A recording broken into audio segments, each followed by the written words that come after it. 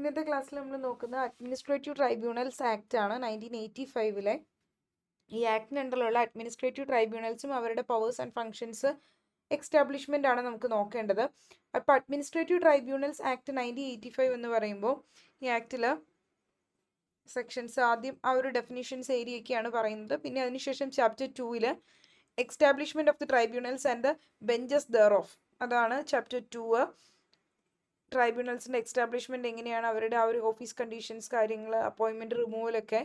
പിന്നെ അതിനുശേഷം jurisdiction powers, authorities ഏതൊക്കെയാണ് ട്രൈബ്യൂണലിൻ്റെ.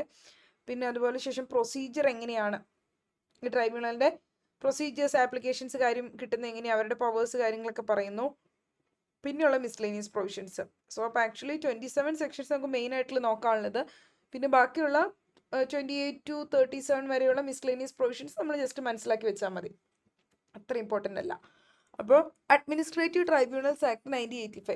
അഡ്മിനിസ്ട്രേറ്റീവ് ട്രൈബ്യൂണൽസ് ആക്ട് 1985 എന്ന് പറയുമ്പോൾ 1985 വന്ന ഈ ഒരു ആക്ട് എന്ന് പറയുന്നത് ഇന്ത്യയിൽ ട്രൈബ്യൂണലുകൾ എക്സ്റ്റാബ്ലിഷ് ചെയ്യാൻ വേണ്ടിയിട്ട്, അതായത് ഡിസ്പ്യൂട്ടുകളോ അല്ലെങ്കിൽ എന്തെങ്കിലും കംപ്ലൈൻറ്റുകളൊക്കെ സർവീസ് മാറ്റേഴ്സിൽ വരികയാണെന്ന് വിചാരിക്കുക. അതായത് പബ്ലിക് സർവൻസിൻ്റെ സർവീസ് മാറ്റേഴ്സിൽ, ഗവൺമെൻറ് സർവൻസ് ഉണ്ടല്ലോ, അപ്പോൾ ആ പബ്ലിക് ഗവൺമെൻറ് സർവൻസ് അവരുടെ സർവീസ് മാറ്റേഴ്സിൽ റിലേറ്റഡ് ആയിട്ട് എന്തെങ്കിലും കംപ്ലൈൻറ്റുകളോ അല്ലെങ്കിൽ ഡിസ്പ്യൂട്ടുകളോ വരികയാണെങ്കിൽ അത് അഡ്ജുഡിക്കേറ്റ് ചെയ്ത്, അതായത് അത് ഡിസൈഡ് ചെയ്യാൻ വേണ്ടിയിട്ട് എക്സ്റ്റാബ്ലിഷ് ചെയ്യുന്ന ട്രിബ്യൂണലുകളെ പറ്റിയാണ് ഈ ഒരു അഡ്മിനിസ്ട്രേറ്റീവ് ട്രൈബ്യൂണൽസ് ആക്ട് 1985 പറയുന്നത്.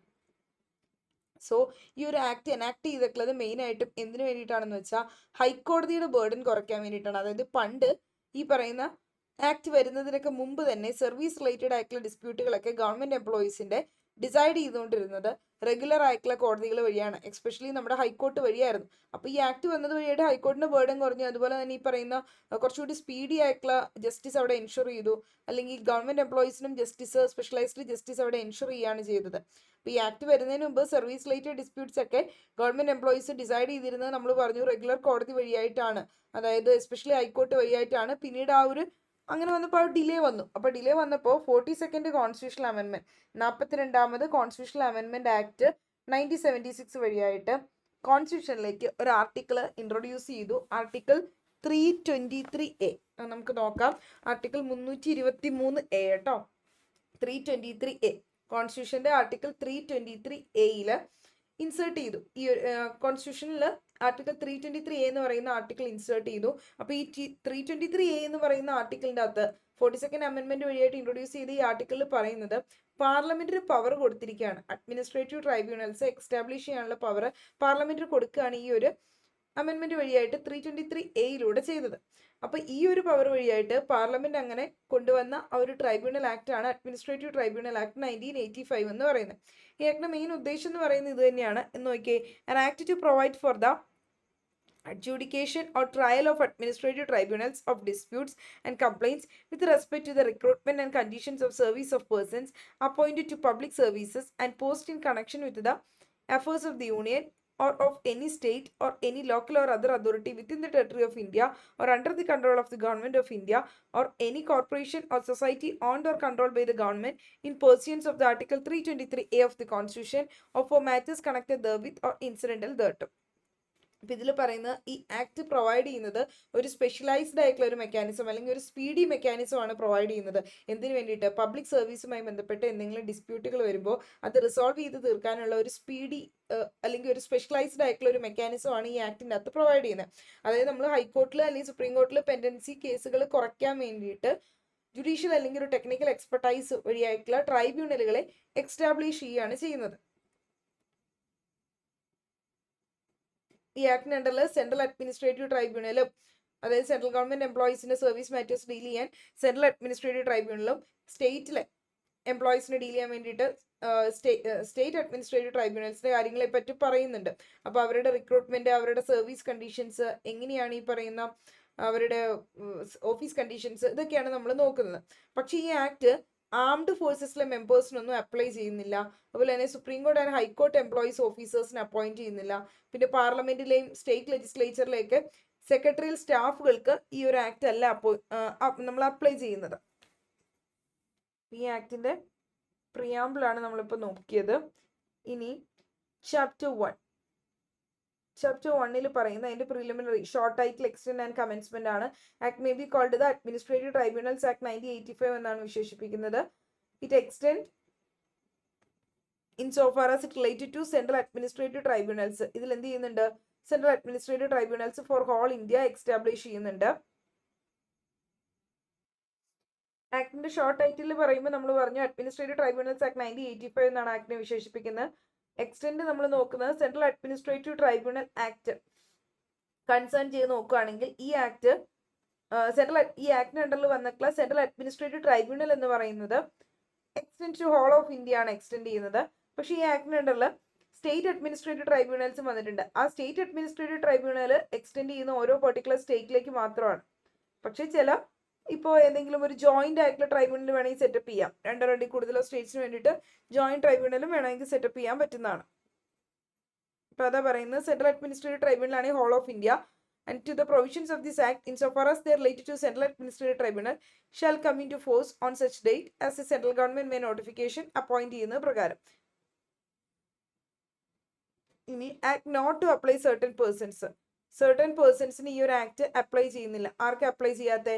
The provisions of this act, ഈ ആക്ടിന്റെ provisions shall not apply to, നമ്മൾ നേരത്തെ പറഞ്ഞില്ലേ, നേവി മെമ്പേഴ്സ് അല്ലെങ്കിൽ ആർമി, മിലിറ്ററി ഇങ്ങനെയുള്ള മെമ്പേഴ്സിന്, എയർഫോഴ്സ് മെമ്പേഴ്സിനൊന്നും ഈ ഒരു ആക്ടിന്റെ പ്രൊവിഷൻസ് അപ്ലൈ ചെയ്യുന്നില്ല. അല്ലെങ്കിൽ ഇനി officer or servant of supreme court അല്ലെങ്കിൽ ഹൈക്കോർട്ട് എംപ്ലോയീസിനോ ഓഫീസേഴ്സിനോ ഒന്നും അപ്ലൈ ചെയ്യുന്നില്ല. അല്ലെങ്കിൽ സബോർഡിനേറ്റ് ഓഫീസേഴ്സിനോ കോർട്ട് ഓഫീസേഴ്സിനോ അവർക്കൊന്നും സെർവൻസിനോ ഒന്നും ഇത് അപ്ലൈ ചെയ്യുന്നില്ല. പിന്നെ any person appointed to be the secretarial staff, അതായത് ഹൗസ് ഓഫ് പാർലമെന്റിലെ സെക്രട്ടറിയൽ സ്റ്റാഫോ അല്ലെങ്കിൽ സ്റ്റേറ്റ് ലെജിസ്ലേച്ചറിലെ സെക്രട്ടറിയൽ സ്റ്റാഫോ യൂണിയൻ ടെറിട്ടറിയിലോ ഒക്കെ വരുന്ന അവർക്കും ഒന്നും ഇത് അപ്ലൈ ചെയ്യുന്നില്ല. ഓർത്താൽ മതി ആക്ടിന്റെ കമൻസ്മെന്റ് എന്ന ആക്ട് കമൻസ് ചെയ്ത് താഴെ ഫുട് നോട്ടിൽ കൊടുത്തിട്ടുണ്ട് എന്ന് കമൻസ് ചെയ്തു എന്ന്.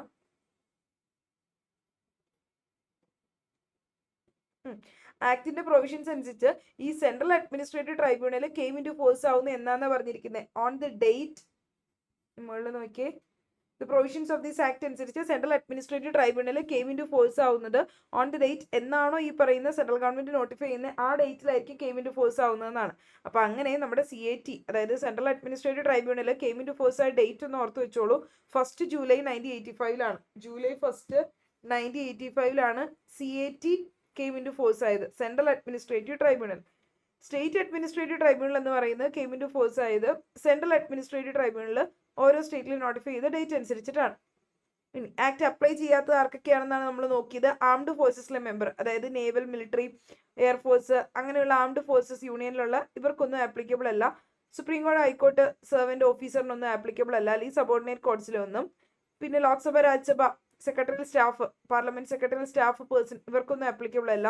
പിന്നെ സ്റ്റേറ്റ് ലെജിസ്ലേച്ചർ സെക്രട്ടറിയൽ സ്റ്റാഫിനും യൂണിയൻ ടെറിട്ടറി ലെജിസ്ലേച്ചറിലും ഒക്കെ ഇവിടെ ഒന്നും ഇത് ആപ്ലിക്കബിൾ അല്ല. അതായത് ഇത് ആപ്ലിക്കബിൾ ആവുന്ന മെയിൻ കാറ്റഗറീസ് ഓഫ് എംപ്ലോയീസ് എന്ന് പറയുന്നത് ഇങ്ങനെയുള്ളവർക്കൊന്നും ഇത് ആപ്ലിക്കബിൾ ആവില്ല. ഇപ്പം നമ്മൾ ഈ പറഞ്ഞ എക്സെപ്ഷൻ കാറ്റഗറിയിൽ ഉള്ളവർക്കൊന്നും സെൻട്രൽ അഡ്മിനിസ്ട്രേറ്റീവ് ട്രൈബ്യൂണൽ അല്ലെങ്കിൽ സ്റ്റേറ്റ് അഡ്മിനിസ്ട്രേറ്റീവ് ട്രൈബ്യൂണലിന്റെ പ്രകാരമല്ല അവരുടെ ഡിസ്പ്യൂട്ട്സ് ഒന്നും ഡിസൈഡ് ചെയ്യുന്നത്. ഇനി സെക്ഷൻ 3 ഡെഫിനിഷൻസ് ആണ്. In the act unless the context otherwise request, അതായത് കോണ്ടെക്സ്റ്റ് പ്രത്യേകിച്ച് എടുത്ത് പറയാത്തിടത്തോളം കാലം ഈ ഡെഫിനിഷൻസിന്റെ മീനിങ് എന്താണെന്നാണ് നമ്മൾ നോക്കുന്നത്. അഡ്മിനിസ്ട്രേറ്റീവ് മെമ്പർ ആരാണെന്നാണ് സെക്ഷൻ 3 ക്ലോസ് എയിൽ പറയുന്നത്. അഡ്മിനിസ്ട്രേറ്റീവ് മെമ്പർ എന്ന് പറയുന്ന ആരാ? Means a member of a tribunal who is not a judicial member within the meaning of clause I. അതായത് അഡ്മിനിസ്ട്രേറ്റീവ് മെമ്പർ എന്ന് പറഞ്ഞു കഴിഞ്ഞാൽ ജുഡീഷ്യൽ മെമ്പർ അല്ലാത്ത ഒരു ട്രൈബ്യൂണൽ മെമ്പർ, ട്രൈബ്യൂണലിലെ ജുഡീഷ്യൽ മെമ്പർ അല്ലാത്ത ഒരു മെമ്പറിനെയാണ് നമ്മൾ അഡ്മിനിസ്ട്രേറ്റീവ് മെമ്പർ എന്ന് പറയുന്നത്. ടിപ്പിക്കലി ഇവര് നമ്മൾ സാധാരണ രീതിയിൽ നമ്മുടെ സീനിയർ ആയിട്ടുള്ള ബ്യൂറോക്രാറ്റ്സ് ഒക്കെ ആയിരിക്കും. അതായത് ലോങ് ടേം ഈ പറയുന്ന അഡ്മിനിസ്ട്രേറ്റീവ് എക്സ്പീരിയൻസ് ഉള്ള ടിപ്പിക്കൽ എന്താ പറയുക സീനിയർ ബ്യൂറോക്രാറ്റ്സിനെയൊക്കെയാണ് ഇവർ ഉദ്ദേശിക്കുന്നത്. ജുഡീഷ്യൽ മെമ്പർ അല്ലാത്ത ട്രൈബ്യൂണലിലെ മെമ്പർ, അതാണ് അഡ്മിനിസ്ട്രേറ്റീവ് മെമ്പർ എന്ന് പറയുന്നത്. ഇനി 3 ക്ലോസ് എയിൽ പറയുന്നത് എന്താ? 3 ക്ലോസ് എയിൽ അഡ്മിനിസ്ട്രേറ്റീവ് ട്രൈബ്യൂണൽ ഡെഫിനിഷൻ ഉണ്ട്, ഓർത്ത് വെച്ചോളൂ കേട്ടോ. 3 ക്ലോസ് എയിലാണ് administrative tribunal definition. Administrative tribunal എന്ന് പറയുന്നത് in relation to a state, അതായത് ഒരു സ്റ്റേറ്റിനെ സംബന്ധിച്ച്. അപ്പോൾ സ്റ്റേറ്റിനെ സംബന്ധിച്ച് ഒരു അഡ്മിനിസ്ട്രേറ്റീവ് ട്രൈബ്യൂണൽ എന്ന് പറഞ്ഞാൽ എന്തായിരിക്കും? Means administrative tribunal for the state, ആ സ്റ്റേറ്റിന് വേണ്ടിയിട്ടുള്ള administrative tribunal. Or as a case may B joint administrative tribunal ചിലപ്പോൾ ഒന്നിൽ കൂടുതലോ സ്റ്റേറ്റുകൾക്ക് വേണ്ടിയിട്ടും നിർമ്മിക്കാറുണ്ട്. അപ്പോൾ അഡ്മിനിസ്ട്രേറ്റീവ് ട്രൈബ്യൂണൽ എന്ന് പറയുന്ന ഒരു സ്റ്റേറ്റിനെ റിലേറ്റ് ചെയ്ത് പറയുകയാണെങ്കിൽ അഡ്മിനിസ്ട്രേറ്റീവ് ട്രൈബ്യൂണൽ ഫോർ ആ സ്റ്റേറ്റിന് വേണ്ടി മാത്രമുള്ളത്. അല്ലെങ്കിൽ ജോയിന്റ് അഡ്മിനിസ്ട്രേറ്റീവ് ട്രൈബ്യൂണൽ എന്ന് പറഞ്ഞാലോ ആ സ്റ്റേറ്റിനും വേറെ ഏതെങ്കിലും ഒരു സ്റ്റേറ്റിനും കൂടി ഉള്ളത്. ഇനി 3 clause ബിയിൽ പറയുന്ന ആപ്ലിക്കേഷൻ എന്താണെന്നുള്ള ഡെഫിനിഷനാണ്. Application means application made under section 19. Section 19 അണ്ടറിൽ മെയ്ഡ് ചെയ്യുന്ന ആപ്ലിക്കേഷനെയാണ് ഇവിടെ ആപ്ലിക്കേഷൻ എന്ന് ഉദ്ദേശിക്കുന്നത്. ഈ ആക്ടിന്റെ സെക്ഷൻ 19 പ്രകാരം കൊടുക്കുന്ന ആപ്ലിക്കേഷൻ, അതായത് സെക്ഷൻ 19 പ്രകാരം പറയുന്ന ആപ്ലിക്കേഷൻ തന്നെ ഏതെങ്കിലും ഒരു അഗ്രീഡ് ആയിട്ടുള്ള ഒരു ഗവൺമെന്റ് സെർവന്റ് ഈ പറയുന്ന സർവീസ് മാറ്റേഴ്സ് റൂൾസുകൾ അല്ലെങ്കിൽ സർവീസ് മാറ്റേഴ്സ് ചലഞ്ച് ചെയ്തുകൊണ്ട് കൊടുക്കുന്ന ആപ്ലിക്കേഷനെയാണ് ഉദ്ദേശിക്കുന്നത്. അവിടെ അതിലേക്ക് നമുക്ക് വരാം. ഇനി അപ്പോയിന്റഡ് ഡേ എന്താണെന്നുള്ളത്. അപ്പോയിന്റഡ് ഡേ എന്ന് പറയുന്നത് ഇൻ റിലേഷൻ ടു എ ട്രൈബ്യൂണലിനെ റിലേറ്റ് ചെയ്തുകൊണ്ട് means date with effect from which it is establish by notification under section 4. So appointed day എന്ന് പറഞ്ഞു കഴിഞ്ഞാൽ എന്നാണോ the date from which a tribunal start functioning, എന്നാണോ ഒരു ട്രൈബ്യൂണൽ ഫങ്ഷൻ ചെയ്യാനായിട്ട് start ചെയ്യുന്നത്, നോട്ടിഫിക്കേഷനൊക്കെ ഇട്ട് സെക്ഷൻ 4 അണ്ടറിൽ നോട്ടിഫിക്കേഷനൊക്കെ ഇട്ട് എന്ന് തൊട്ടിട്ടാണ് ഒരു ട്രൈബ്യൂണൽ ഫംഗ്ഷൻ ചെയ്യാൻ സ്റ്റാർട്ട് ചെയ്യുന്നത്, അതിനെയാണ് നമ്മൾ അപ്പോയിന്റഡ് ഡേ എന്ന് പറയുന്നത്. ഇനി അപ്രോപ്രിയേറ്റഡ് ഗവൺമെന്റോ, അപ്രോപ്രിയേറ്റഡ് ഗവൺമെന്റിന്റെ ഡെഫിനിഷൻ, അപ്രോപ്രിയേറ്റ് ഗവൺമെന്റ് എന്ന് പറഞ്ഞു കഴിഞ്ഞാൽ അത് ഡിഫറെന്റ് ആയിരിക്കും. സെൻട്രൽ അഡ്മിനിസ്ട്രേറ്റീവ് ട്രൈബ്യൂണലിനെ റിലേറ്റ് ചെയ്ത് നോക്കുമ്പോൾ അല്ലെങ്കിൽ ഒരു ജോയിന്റ് അഡ്മിനിസ്ട്രേറ്റീവ് ട്രൈബ്യൂണലിനെ റിലേറ്റ് ചെയ്ത് നോക്കുമ്പോൾ ഏത് അപ്രോപ്രിയേറ്റ് ഗവൺമെന്റ്, അത് സെൻട്രൽ ഗവൺമെന്റ് ആയിരിക്കും. ഇനി സ്റ്റേറ്റ് അഡ്മിനിസ്ട്രേറ്റീവ് ട്രൈബ്യൂണലിനെ റിലേറ്റ് ചെയ്ത് നോക്കുവാണെങ്കിലോ അപ്രോപ്രിയേറ്റ് ഗവൺമെന്റ് എന്ന് പറയുന്നത് സ്റ്റേറ്റ് ഗവൺമെന്റ് ആണ്. ഇനി അടുത്ത് ബെഞ്ച് എന്താണെന്നുള്ളത്. ബെഞ്ച് എന്ന് പറയുന്നത് ബെഞ്ച് ഓഫ് എ ട്രൈബ്യൂണൽ, അതായത് ബെഞ്ച് മീൻസ് ഒരു സീറ്റ് ആണ്, ട്രൈബ്യൂണലിന്റെ സീറ്റ് അല്ലെങ്കിൽ ആ ഒരു ബെഞ്ചിനെയാണ് ഉദ്ദേശിക്കുന്നത്. ബെഞ്ച് ഓഫ് ട്രൈബ്യൂണലിനെയാണ് ഇവിടെ ബെഞ്ച് എന്ന് പറയുന്നത്. അതായത് ഇപ്പോൾ നമ്മുടെ സെൻട്രൽ അഡ്മിനിസ്ട്രേറ്റീവ് ട്രൈബ്യൂണലിന്റെ പ്രിൻസിപ്പൽ ബെഞ്ച് ന്യൂഡൽഹിയിലാണ്, പക്ഷെ മറ്റ് ബെഞ്ചസ് ഡിഫറെന്റ് സ്റ്റേറ്റ്സിലുണ്ട്. അപ്പൊ അതാണ് ആ സീറ്റിനെയാണ് ഉദ്ദേശിക്കുന്നത് കേട്ടോ. അടുത്തത് central administrative tribunal. Central administrative tribunal definition 3 clause Fൽ പറയുന്നത് ഇങ്ങനെയാണ്. അഡ്മിനിസ്ട്രേറ്റീവ് ട്രൈബ്യൂണൽ എസ്റ്റാബ്ലിഷ് ഉണ്ട് സബ്സെക്ഷൻ 1 ഓഫ് സെക്ഷൻ 4. സെക്ഷൻ 4ന്റെ ക്ലോസ് 1 പ്രകാരം, സെക്ഷൻ 4 clause 1 പ്രകാരം ഈ ആക്ടിൽ എസ്റ്റാബ്ലിഷ് ചെയ്തിട്ടുള്ള ട്രൈബ്യൂണലിനെയാണ് സെൻട്രൽ അഡ്മിനിസ്ട്രേറ്റീവ് ട്രൈബ്യൂണൽ എന്ന് പറയുന്നത്. അത് മെയിൻ ആയിട്ടും സെൻട്രൽ ഗവൺമെന്റ് എംപ്ലോയീസിന് വേണ്ടിയിട്ട് എസ്റ്റാബ്ലിഷ് ചെയ്തിട്ടുള്ളതാണ്. ഇനി ജിയിൽ ചെയർമാൻ എന്താന്ന് പറയുന്നുണ്ട്. ചെയർമാൻ എന്ന് പറയുന്നത് means chairman of a tribunal. Tribunal ചെയർമാനെയാണ് ചെയർമാൻ എന്ന് ഉദ്ദേശിക്കുന്നത്. അതായത് അദ്ദേഹം എന്ന് പറയുന്നത് റിട്ടയർഡ് ആയിട്ടുള്ള ഒരു ചീഫ് ജസ്റ്റിസ് ആയിരിക്കും, അല്ലെങ്കിൽ ഹൈക്കോടതി ജഡ്ജി ആയിട്ടുള്ള ഒരു വ്യക്തിയായിരിക്കും ഈ ട്രൈബ്യൂണലിന്റെ ഹെഡ് എന്ന് പറയുന്നത്. അദ്ദേഹത്തെയാണ് നമ്മൾ ചെയർമാൻ എന്ന് പറയുന്നത്. ഇനി joint administrative tribunal. Joint administrative tribunal എന്ന് പറയുന്നത് എച്ചിലാണ് ഡിഫൈൻ ചെയ്യുന്നത്. ദാറ്റ് മീൻസ് ഒരു administrative tribunal for 2 or more states establish under clause 3 of section 4. അപ്പോൾ സെക്ഷൻ 4 clause 3 പ്രകാരം രണ്ടിൽ കൂടുതലോ സ്റ്റേറ്റ്സിന് വേണ്ടിയിട്ട് എസ്റ്റാബ്ലിഷ് ചെയ്തിട്ടുള്ള ട്രൈബ്യൂണലിനെയാണ് ജോയിന്റ് അഡ്മിനിസ്ട്രേറ്റീവ് ട്രൈബ്യൂണൽ എന്ന് പറയുന്നത്. ഇനി ഐയില് ജുഡീഷ്യൽ മെമ്പർ. ജുഡീഷ്യൽ മെമ്പർ എന്ന് പറഞ്ഞാൽ എന്താ? അപ്പൊ അഡ്മിനിസ്ട്രേറ്റീവ് മെമ്പർ എന്ന് പറയുന്നത് ജുഡീഷ്യൽ മെമ്പർ അല്ലാത്ത മെമ്പറാന്ന് നമ്മൾ പറഞ്ഞു ഫസ്റ്റ് ക്ലോസിൽ തന്നെ. അപ്പൊ ജുഡീഷ്യൽ മെമ്പർ ആരാ? Judicial member means a member of a tribunal appointed as such under this act and includes a chairman who possesses any of these qualifications specified in subsection 3 of section 6. Section 6 clause 3 പ്രകാരം specified ആയിട്ടുള്ള qualifications ഒക്കെ possess ചെയ്ത് appoint ചെയ്യപ്പെടുന്ന, ട്രൈബ്യൂണലിൽ appoint ചെയ്യപ്പെടുന്ന ഒരു പേഴ്സണെയാണ് നമ്മൾ judicial member എന്ന് പറയുന്നത്. ആ പറഞ്ഞ ക്വാളിഫിക്കേഷൻസ് ഒക്കെ വേണം. അത് നമ്മൾ 6 clause 3 വായിക്കുമ്പോൾ വായിക്കാം. ഇനി മെമ്പർ, ഐയിൽ മെമ്പർ എന്താണെന്നുള്ള ഡെഫിനേഷൻ ഉണ്ട്. മെമ്പർ എന്ന് പറയുന്നത് ജുഡീഷ്യൽ മെമ്പർ ആവാം, അഡ്മിനിസ്ട്രേറ്റീവ് മെമ്പർ ആകാം. അതിൻ്റെ അകത്ത് ചെയർമാനും ഇൻക്ലൂഡഡ് ആണ്. In notification, jail notification. Notification എന്ന് പറയുന്നത് ഈ ആക്ടിന് അണ്ടറിൽ ഒഫീഷ്യൽ ഗസറ്റിൽ പബ്ലിഷ് ചെയ്തിട്ടുള്ള നോട്ടിഫിക്കേഷനെയാണ് ഉദ്ദേശിക്കുന്നത്. ഇനി പോസ്റ്റ് എന്ന് പറയുന്നത് post within or outside India. ഇന്ത്യയിൽ വിത്തിൻ അല്ലെങ്കിൽ ഔട്ട്സൈഡ് ഇന്ത്യ ഉള്ള പോസ്റ്റിനെയാണ് പോസ്റ്റ് എന്ന് ഉദ്ദേശിക്കുന്നത്. അതായത് എനി പോസ്റ്റ് വിത്തിൻ അല്ലെങ്കിൽ ഔട്ട്സൈഡ് ഇന്ത്യ, ഗവൺമെന്റ് സർവീസിന്റെ അണ്ടറിൽ വിത്തിൻ ഇന്ത്യ അല്ലെങ്കിൽ ഔട്ട്സൈഡ് ഉള്ള ഏതെങ്കിലും ഒരു പോസ്റ്റ്, ആ ഓഫീസ്, അതിനെയാണ് ഉദ്ദേശിക്കുന്നത് പോസ്റ്റ് എന്ന്. ഇനി എന്താ? പ്രിസ്ക്രൈബ്ഡ് എല്ലിലാണ് പറയുന്നത്. പ്രിസ്ക്രൈബ്ഡ് എന്ന് പറഞ്ഞാൽ ഈ ആക്ടിന് അണ്ടറിൽ പ്രിസ്ക്രൈബ്ഡ് ബൈ റൂൾസ് എന്നാണ് അതിന്റെ അർത്ഥം. ഇനി പ്രസിഡന്റ് എന്ന് പറയുന്നത് മീൻസ് പ്രസിഡന്റ് ഓഫ് ഇന്ത്യ ആണ് എമ്മിൽ പറയുന്നത്. ഇനി ഓയിൽ പറയുന്നത് റൂൾസ് ആണ്. റൂൾസ് എന്ന് പറഞ്ഞു കഴിഞ്ഞാൽ റൂൾസ് മെയ്ഡ് അണ്ടർ ദിസ് ആക്ടിന് അണ്ടറിലുള്ള റൂൾസ്.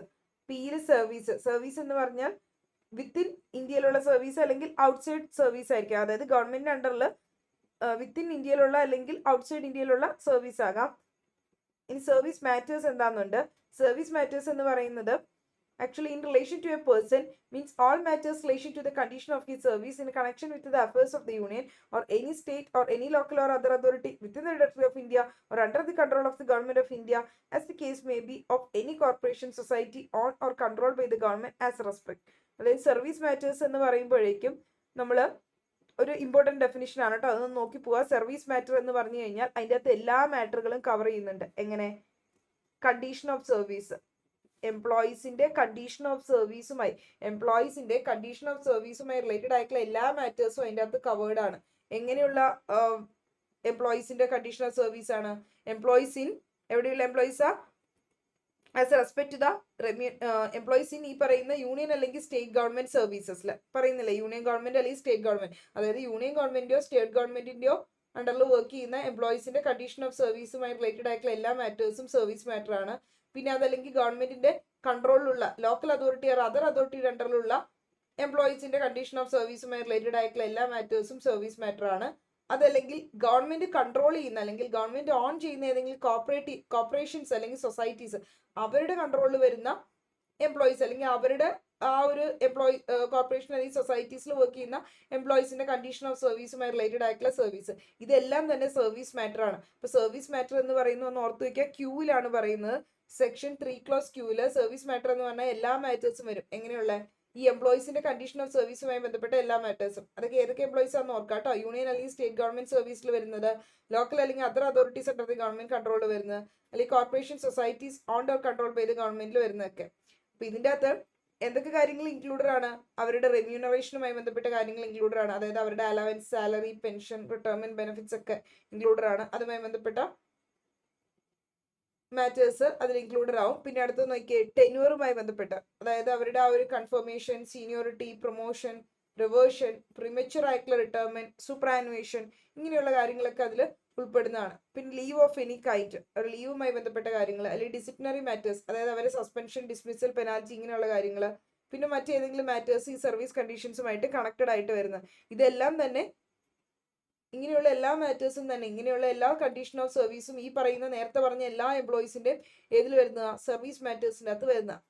ഇനി അടുത്തത് service rules as to redressal of grievances.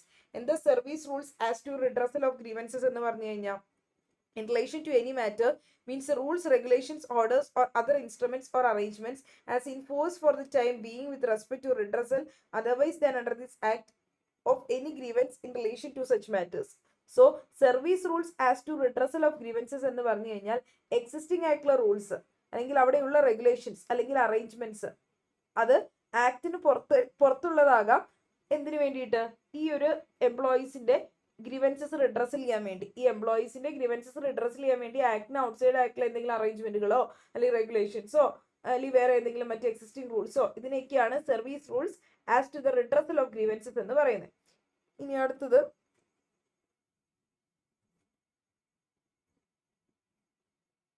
Society എന്ന് പറയുന്നത് society registered under society registration act 1860 അല്ലെങ്കിൽ മറ്റേതെങ്കിലും സ്റ്റേറ്റിലെ സിമിലർ ലോസിന്റെ അണ്ടറിൽ, അതായത് സ്റ്റേറ്റ് ലോസിന്റെ അണ്ടറിലോ അല്ലെങ്കിൽ മറ്റേതെങ്കിലും സൊസൈറ്റി രജിസ്ട്രേഷൻ 1860 അണ്ടറിലോ രജിസ്റ്റർ ചെയ്തിട്ടുള്ള സൊസൈറ്റിയാണ് സൊസൈറ്റി എന്ന് പറയുന്നത്.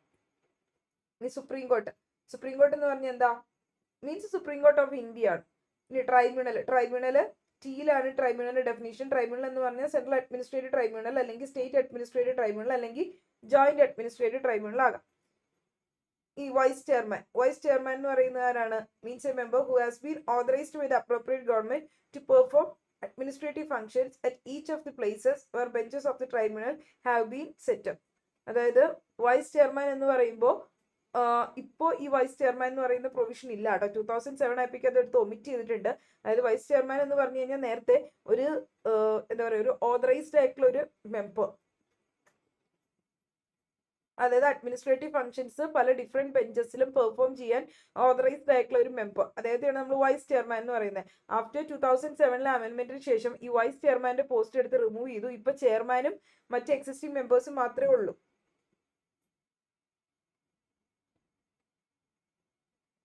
ഓക്കെ, ഇനി അടുത്തത് എക്സ്റ്റാബ്ലിഷ്മെന്റ് ഓഫ് ചാപ്റ്റർ 2. അപ്പൊ ഡെഫിനിഷൻസ് നമ്മൾ നോക്കി കഴിഞ്ഞു. ഇനി ചാപ്റ്റർ 2 ട്രൈബ്യൂണൽസിന്റെയും ബെഞ്ചസും, ട്രൈബ്യൂണലും അതിന്റെ ബെഞ്ചസും ദെയർ ഓഫ് അതിന്റെ എക്സ്റ്റാബ്ലിഷ്മെന്റിനെ പറ്റിയാണ് ചാപ്റ്റർ 2 പറയുന്നത്.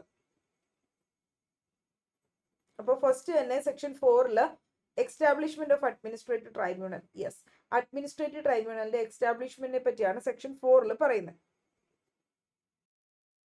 So section 4 establishment of administrative tribunals നമുക്കിതൊന്ന് വായിക്കാം. ക്ലോസ് 1 പറയുന്നത് the central government shall by notification establish an administrative tribunal to be known as the Central Administrative Tribunal to exercise the jurisdiction, powers and authority conferred on the Central Administrative Tribunal by or under this Act. അതായത് central government notification വഴിയായിട്ട് ഒരു administrative tribunal establish ചെയ്യും. അതിനെയാണ് നമ്മൾ എന്തെന്ന് വിളിക്കുന്നത്? Central administrative tribunal എന്ന്. എന്നിട്ട് അതിനെന്ത് ചെയ്യും? അതിൻ്റെതായ ജൂറിസ്ഡിക്ഷനും പവേഴ്സും അതോറിറ്റിയൊക്കെ ഉണ്ടാവും. ഏതിൻ്റെ അണ്ടറിൽ?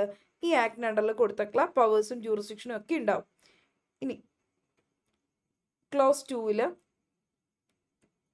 the central government may on receipt of a request in this behalf from the state government. Central government തന്നെ സ്റ്റേറ്റ് ഗവൺമെന്റിന്റെ ബിഹാഫിൽ റിക്വസ്റ്റ് കിട്ടിക്കഴിയുമ്പോൾ establish by notification and administrative tribunal for the state to be known as the name of the state administrative tribunal to exercise the jurisdiction, powers and authority conferred on the administrative tribunal for the state by or under this act.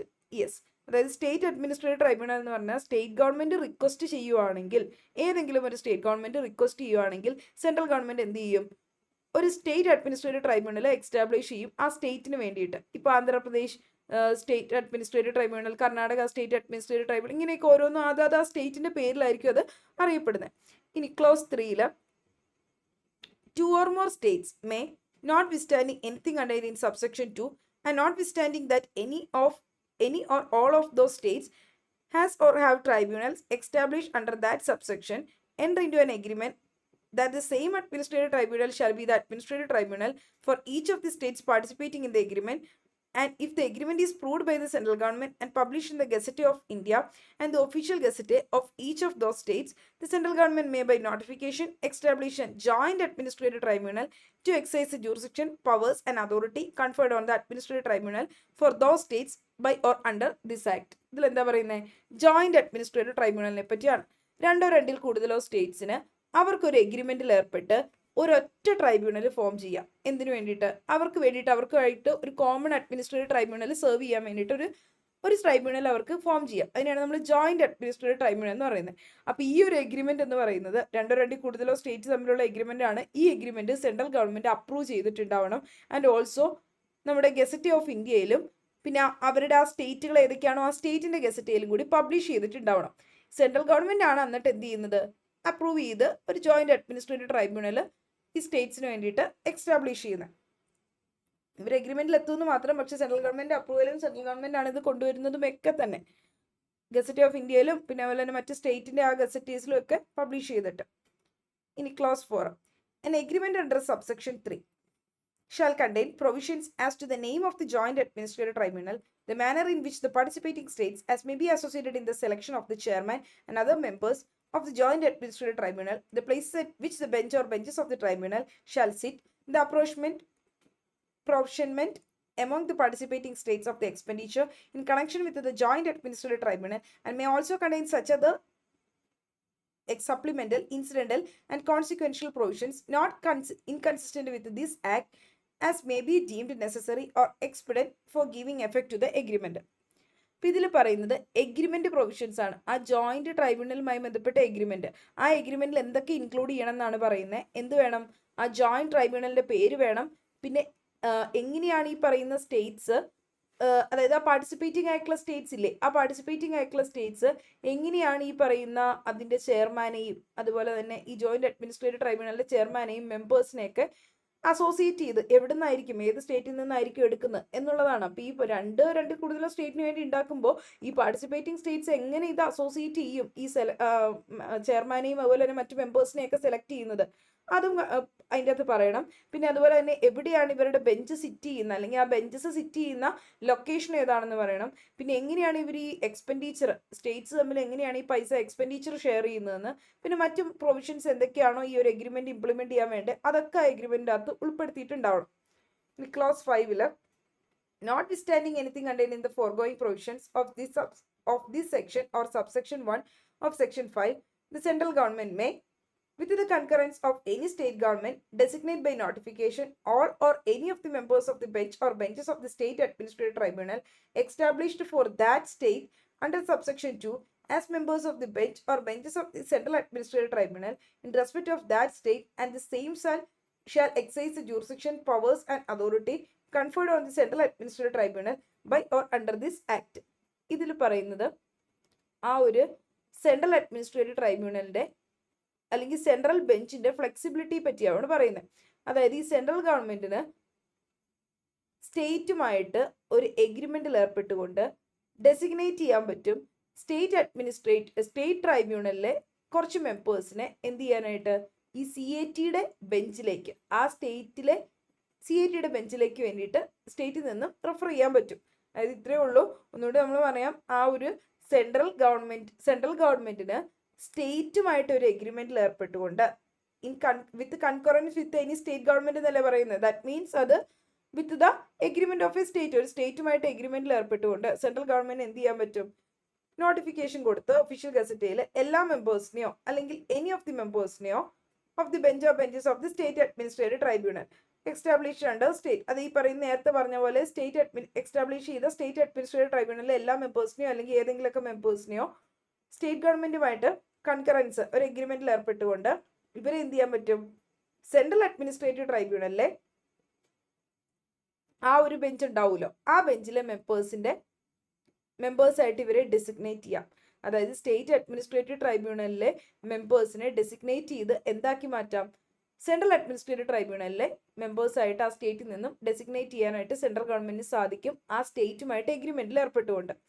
അതല്ലെങ്കിൽ എന്താ ചെയ്യാൻ പറ്റുന്നേ, on ഈ പറയുന്ന receipt of the request in this behalf from any state government, designate by notification all or any of the members of the bench or benches of the central administrative tribunal functioning in that state as the members of the bench or benches of the state administrative tribunal for the state, and the same shall be exercise the jurisdiction, powers and authority conferred on the administrative tribunal for that state by or under this act. Okay, ഇതിൽ പറയുന്നത് അതല്ലെങ്കിൽ എന്ത് ചെയ്യാൻ പറ്റും, ഈ central administrative ട്രൈബ്യൂണലിലെ ബെഞ്ചിന്റെ ഫംഗ്ഷനിങ്ങിന് വേണ്ടിയിട്ട് കുറച്ച് മെമ്പേഴ്സിനെ സ്റ്റേറ്റിന്റെ ട്രൈബ്യൂണലിൽ നിന്നും ഡെസിഗ്നേറ്റ് ചെയ്യാനായിട്ട് പറ്റും. അവരുടെ റിക്വസ്റ്റ് പ്രകാരം, അവരുടെ റിക്വസ്റ്റ് റിസീപ്റ്റ് കിട്ടി കഴിയുമ്പോൾ സ്റ്റേറ്റിൽ നിന്നുള്ള കുറച്ച് മെമ്പേഴ്സിനെ സെൻട്രലിലേക്ക് ഡെസിഗ്നേറ്റ് ചെയ്യാനായിട്ട് പറ്റും. ഇത് ആക്ച്വലി ഒരു കോമൺ ആയിട്ടുള്ള അറേഞ്ച്മെന്റ് ആണ്. നമ്മളിപ്പോൾ ഈ പറയുന്ന ഡ്യൂപ്ലിക്കേഷൻ ഓഫ് സർവീസസ് ബെഞ്ചസ് വരുന്നത് അവോയ്ഡ് ചെയ്യാൻ വേണ്ടിയിട്ട് സെൻട്രൽ ഗവൺമെന്റ് ഇങ്ങനെ ചെയ്യാൻ പറ്റും, ആ സ്റ്റേറ്റുമായിട്ട് എഗ്രിമെന്റിൽ ഏർപ്പെട്ടുകൊണ്ട് ഇവർക്ക് ഡെസിഗ്നേറ്റ് ചെയ്ത് കൊടുക്കാൻ പറ്റുന്നതാണ്. ആൻഡ് അപ്പോൺ സച്ച് ഡെസിഗ്നേഷൻ, അങ്ങനെ ഡെസിഗ്നേറ്റ് ചെയ്തിട്ട് bench or benches of the state administrative tribunal as a case may be the bench or benches of the central administrative tribunal shall be deemed in all respects to be the central administrative tribunal or the state administrative tribunal for that state established under the provisions of article 323A of the constitution and this act. ഇവിടെ പറയുന്നത് എന്താ, okay, അങ്ങനെ ചെയ്യാനായിട്ട് അവർക്ക് അങ്ങനെ function ചെയ്യാൻ പറ്റും. ഇനി ക്ലോസ് 6 പറയുന്നത്, അതായത് ഇത് പറഞ്ഞിട്ടുള്ളത് ഇങ്ങനെ ഈ അഡ്മിനിസ്ട്രേറ്റീവ് ട്രൈബ്യൂണൽ, സെൻട്രൽ അഡ്മിനിസ്ട്രേറ്റീവ് ട്രൈബ്യൂണലും സ്റ്റേറ്റ് അഡ്മിനിസ്ട്രേറ്റീവ് ട്രൈബ്യൂണലും എസ്റ്റാബ്ലിഷ് ചെയ്തിട്ടുള്ളത് സ്റ്റേറ്റ് ഏതിന്റെ അണ്ടറില നോക്കി, 323 of the constitution of and this act. നമ്മൾ നേരത്തെ തുടക്കത്തിൽ പറഞ്ഞു, ആർട്ടിക്കിൾ 323A പ്രകാരമാണ് പവർ കിട്ടിയിട്ടുള്ളത് പാർലമെന്റിന് ലോ മേക്ക് ചെയ്യാൻ അഡ്മിനിസ്ട്രേറ്റീവ് ട്രൈബ്യൂണലിന്റെ എസ്റ്റാബ്ലിഷ്മെന്റിന് വേണ്ടി. അങ്ങനെ അവർ കൊണ്ടുവന്ന നിയമമാണ് ഈ അഡ്മിനിസ്ട്രേറ്റീവ് ട്രൈബ്യൂണൽ ആക്ട് 1985 എന്ന് പറഞ്ഞത്. അപ്പോൾ ഈ ആക്ടും കോൺസ്റ്റിറ്റ്യൂഷന്റെ 323A പ്രകാരമാണ് ഈ രണ്ട് ട്രൈബ്യൂണലുകൾ എസ്റ്റാബ്ലിഷ് ചെയ്തിട്ടുള്ളത്. ഇനി clause 6, every notification under subsection 5 shall also provide for the apportionment between the state concerned and the central government of the expenditure in connection with the members common to the central administrative tribunal and the state administrative tribunal, and such other incidental and consequential provisions not inconsistent with the act as may be deemed necessary or expedient. ഇതിൽ പറയുന്നത് ഏതെങ്കിലും ഒരു notification subsection 5 അണ്ടറിൽ എന്തെങ്കിലും ഒരു notification വരുമ്പോൾ അതിൻ്റെ അകത്ത് എന്ത് ചെയ്തിരിക്കണം, എങ്ങനെയാണ്, അതായത് ഇപ്പൊ എങ്ങനെയാണ് ആ എക്സ്പെൻസസ് ഷെയർ ചെയ്യുന്നത്, സെൻട്രൽ ഗവൺമെന്റ് സ്റ്റേറ്റ് ഗവൺമെന്റ് നമ്മൾ ഏത് രീതിയിലായിരിക്കും എക്സ്പെൻസസ് ഷെയർ ചെയ്യുന്നതെന്നും കൂടി ആ നോട്ടിഫിക്കേഷൻ അത് പറയണം. അതായത് ഫിനാൻഷ്യൽ അറേഞ്ച്മെന്റും കൂടി പറയണം. മറ്റെന്തെങ്കിലും കോൺസിക്വൻഷ്യൽ അല്ലെങ്കിൽ ഇൻസിഡൻഷ്യൽ മാറ്റേഴ്സ് ഉണ്ടെങ്കിൽ അതിനുള്ള അറേഞ്ച്മെന്റും അവിടെ മേക്ക് ചെയ്തിട്ടുണ്ടാവണം. അപ്പോൾ സെക്ഷൻ 4 നമുക്ക് പറയുകയാണെങ്കിൽ സെൻട്രൽ ഗവൺമെന്റ് സെൻട്രൽ അഡ്മിനിസ്ട്രേറ്റീവ് ട്രൈബ്യൂണലിന്റെ എക്സ്റ്റാബ്ലിഷ്മെന്റിനെ പറ്റി പറയുന്നു. പിന്നെ സ്റ്റേറ്റ് അഡ്മിനിസ്ട്രേറ്റീവ് ട്രൈബ്യൂണൽ എന്ന് പറഞ്ഞാൽ നിർബന്ധമില്ല, ഓപ്ഷണൽ ആണ്. സ്റ്റേറ്റ് റിക്വസ്റ്റ് ചെയ്യുകയാണെങ്കിൽ മാത്രം അത് എക്സ്റ്റാബ്ലിഷ് ചെയ്താൽ മതി. ഇനി ജോയിന്റ് അഡ്മിനിസ്ട്രേറ്റീവ് ട്രൈബ്യൂണൽ എന്ന് പറയുന്നത് പോസിബിൾ ആവുന്നത് രണ്ടോ രണ്ടിൽ കൂടുതലോ സ്റ്റേറ്റ്സിന് വേണ്ടിയിട്ട്. അവിടെയും സെൻട്രലിന്റെ അപ്രൂവൽ തന്നെ വേണം. സെൻട്രൽ തന്നെയാണ് എക്സ്റ്റാബ്ലിഷ് ചെയ്യുന്നത്. അവർക്ക് സ്റ്റേറ്റ്സിന് തമ്മിൽ ഒരു എഗ്രിമെന്റിലൂടെ അത് ചെയ്യാം, പക്ഷെ സെൻട്രലിന്റെ അപ്രൂവൽ വേണം.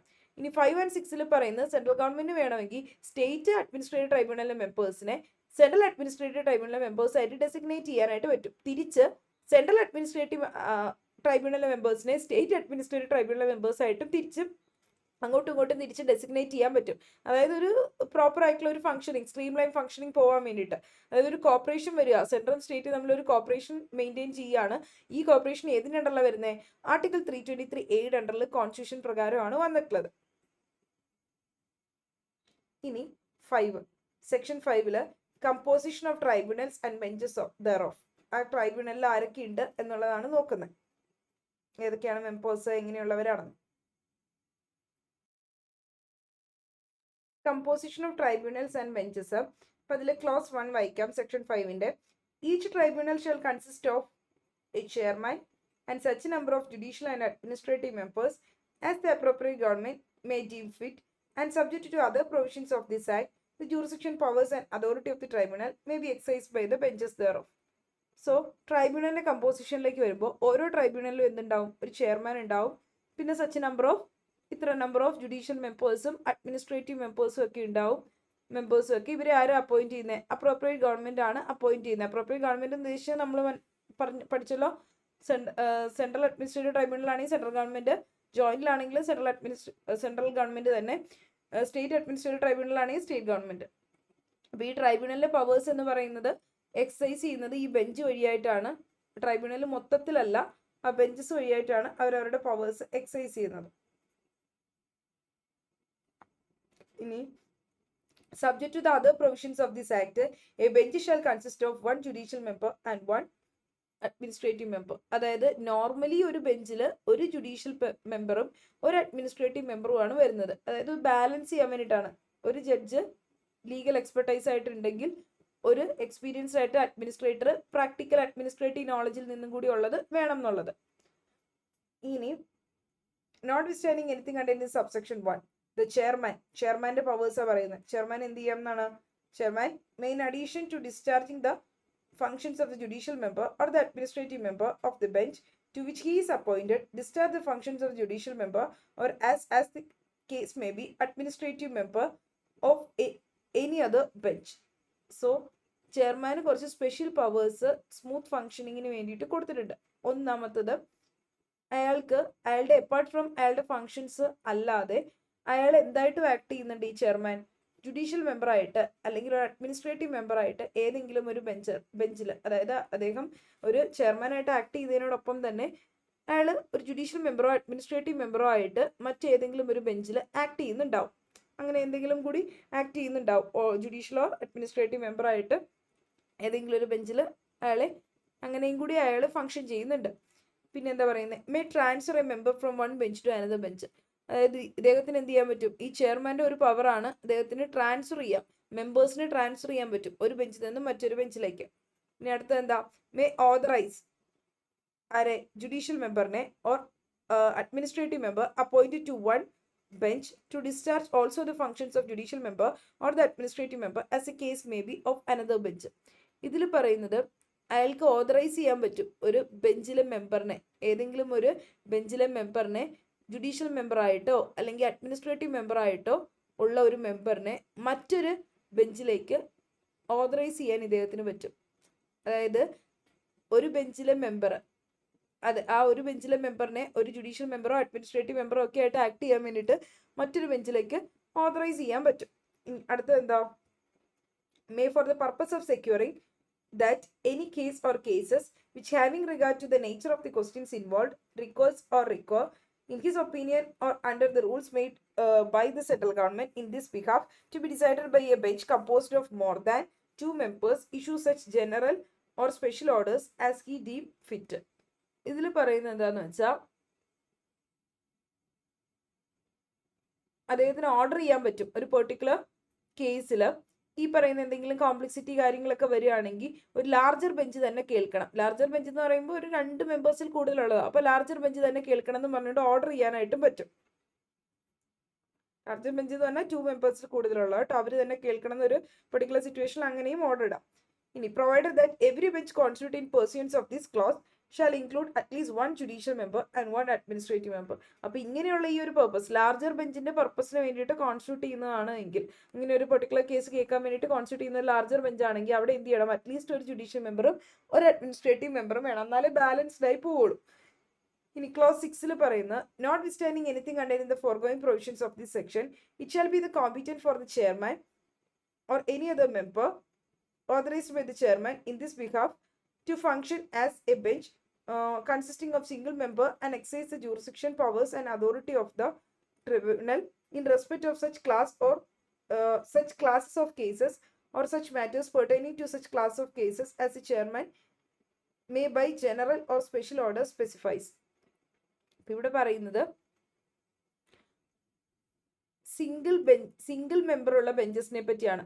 അതായത് ചെയർമാനോ അതല്ലെങ്കിൽ ഏതെങ്കിലും അയാൾ വഴിയായിട്ട് ഓതറൈസ് ചെയ്യുന്ന ഒരു മെമ്പറിനോ, ചെയർമാനോ അതല്ലെങ്കിൽ ചെയർമാൻ ഓതറൈസ് ചെയ്യുന്ന വേറെ ഏതെങ്കിലും ഒരു മെമ്പറിനോ വേണമെങ്കിൽ ഒരു സിംഗിൾ മെമ്പർ ബെഞ്ചായിട്ട് ചില സർട്ടൻ കേസസ് കേൾക്കാൻ വേണ്ടിയിട്ട് അവർക്ക് അങ്ങനെ ആക്ട് ചെയ്യാം. ഒരൊറ്റയ്ക്ക് ആ ചെയർമാൻ തന്നെ ഇരുന്നുകൊണ്ട്, അല്ലെങ്കിൽ ചെയർമാൻ ഓതറൈസ് ചെയ്യുന്ന വേറെ ഏതെങ്കിലും ഒരു പേഴ്സൺ അയാൾ തന്നെ ഇരുന്നുകൊണ്ട് ഒരു സർട്ടൻ ക്ലാസസ് ഓഫ് കേസസ് കേൾക്കാനായിട്ട് ഒരു സിംഗിൾ മെമ്പർ ബെഞ്ച് എന്നുള്ള രീതിയിൽ കേൾക്കാം.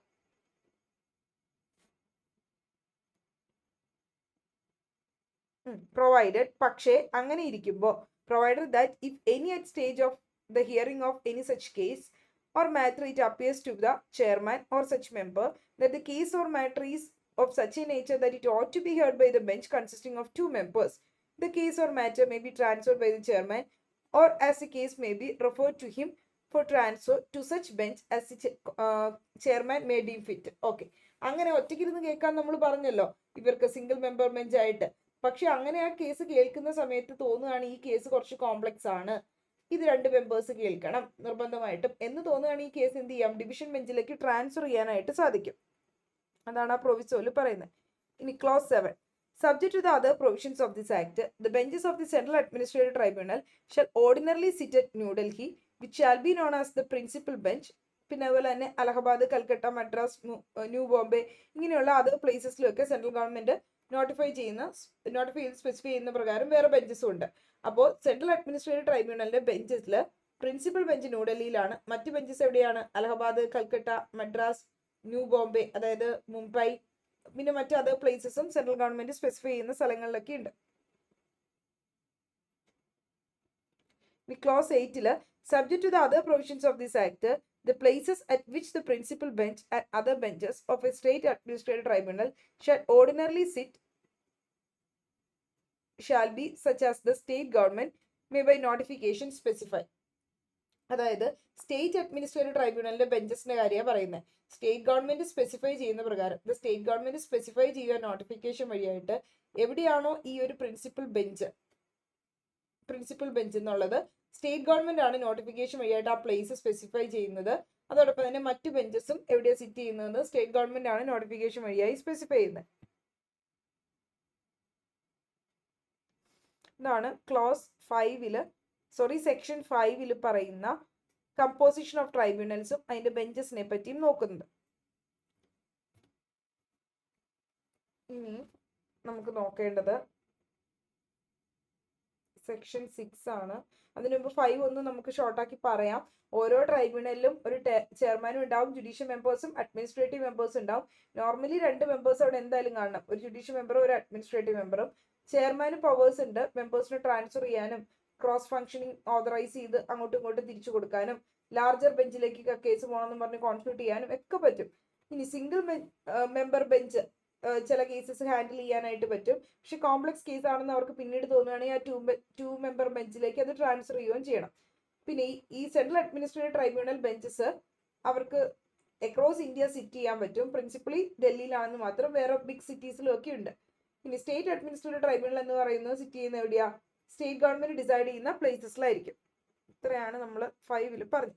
ഇനി 6 qualification for the appointment as chairman, vice chairman and other members. ചെയർമാനും വൈസ് ചെയർമാനും മറ്റു മെമ്പേഴ്സും ഒക്കെ ആയിട്ട് അപ്പോയിന്റ് ചെയ്യാനുള്ള ക്വാളിഫിക്കേഷൻസ് എന്തൊക്കെയാണെന്നാണ് നോക്കുന്നത്. ക്വാളിഫിക്കേഷൻസിലേക്ക് വരുമ്പോൾ section 6 qualifications for the appointment as chairman, vice chairman and other members. അതിൽ ക്ലോസ് 1 നമുക്ക് നോക്കാം. A person shall not be qualified for appointment as a chairman unless he is or has been the judge of a high court. അതായത് നിർബന്ധമായിട്ടും അവർ എന്ത് ചെയ്യണം, must be a judge of high court judge ആയിരിക്കണം, അല്ലെങ്കിൽ ഹൈക്കോർട്ട് ജഡ്ജ് ആയിട്ടിരുന്ന് retire ചെയ്ത person ആയിരിക്കണം. അതാണ് നമ്മൾ have been A judge of high court or must be a judge of high court ആയിരിക്കണം. പക്ഷേ അതിനൊരു പ്രൊവിസോ ഉണ്ട്, നോക്കിയേ. Provided that a person appointed as vice chairman before the commencement of this act shall be qualified for appointment as chairman if such person has held the office of vice chairman at least for a period of 2 years. പക്ഷെ അതിനൊരു exception situation ആണത്. ഒരു person നേരത്തെ ഒരു vice chairman ആയിട്ട് 2 വർഷം serve ചെയ്തിട്ടുണ്ടായിരുന്നു എന്ന് വിചാരിക്കാം. ഏർലിയർ ഇയാൾ 2 വർഷം വൈസ് ചെയർമാൻ ആയിട്ട് സെർവ് ചെയ്തതാണ്. എപ്പോൾ മുമ്പ്?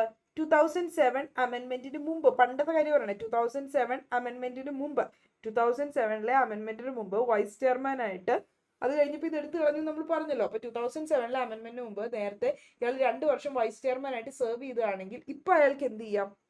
ഇപ്പൊ വൈസ് ചെയർമാന്റെ പോസ്റ്റ് ഇല്ലല്ലോ, അപ്പൊ അതുകൊണ്ട് ഇപ്പൊ അയാൾക്ക് വേണമെങ്കിൽ ചെയർമാൻ ആവാൻ പറ്റുന്നതാണ്. ഇനി ബിയിൽ നോക്കാം. അടുത്തത് നമുക്ക് നോക്കാം clause 2. A person shall not be qualified for appointment. ഒരു പേഴ്സൺ എന്താവില്ല? അപ്പോയിന്റ്മെന്റിന് ക്വാളിഫൈഡ് ആവില്ല. എങ്ങനെ ഒരു മെമ്പറായിട്ട് അപ്പോയിന്റ് ചെയ്യാനാ? First one as an administrative member. ഒരു അഡ്മിനിസ്ട്രേറ്റീവ് മെമ്പറായിട്ട് അപ്പോയിന്റ് ചെയ്യണമെങ്കിൽ ആ പേഴ്സണ് വേണ്ട ക്വാളിഫിക്കേഷൻ എന്താണ്? Unless he has held for at least 2 years the post of secretary to the government of India or any other post under the central government or state government and carrying the scale of pay which is not less than the secretary to the government of India for at least 2 years or held a post of additional secretary to the government of India for at least 5 years or any other post under the central or state government carrying the scale of pay which is not less than that of the additional secretary to the government of India at least for a period of 5 years. Okay, കുറച്ച് lengthy ആയിട്ട് കൊടുത്തിട്ടുണ്ട്.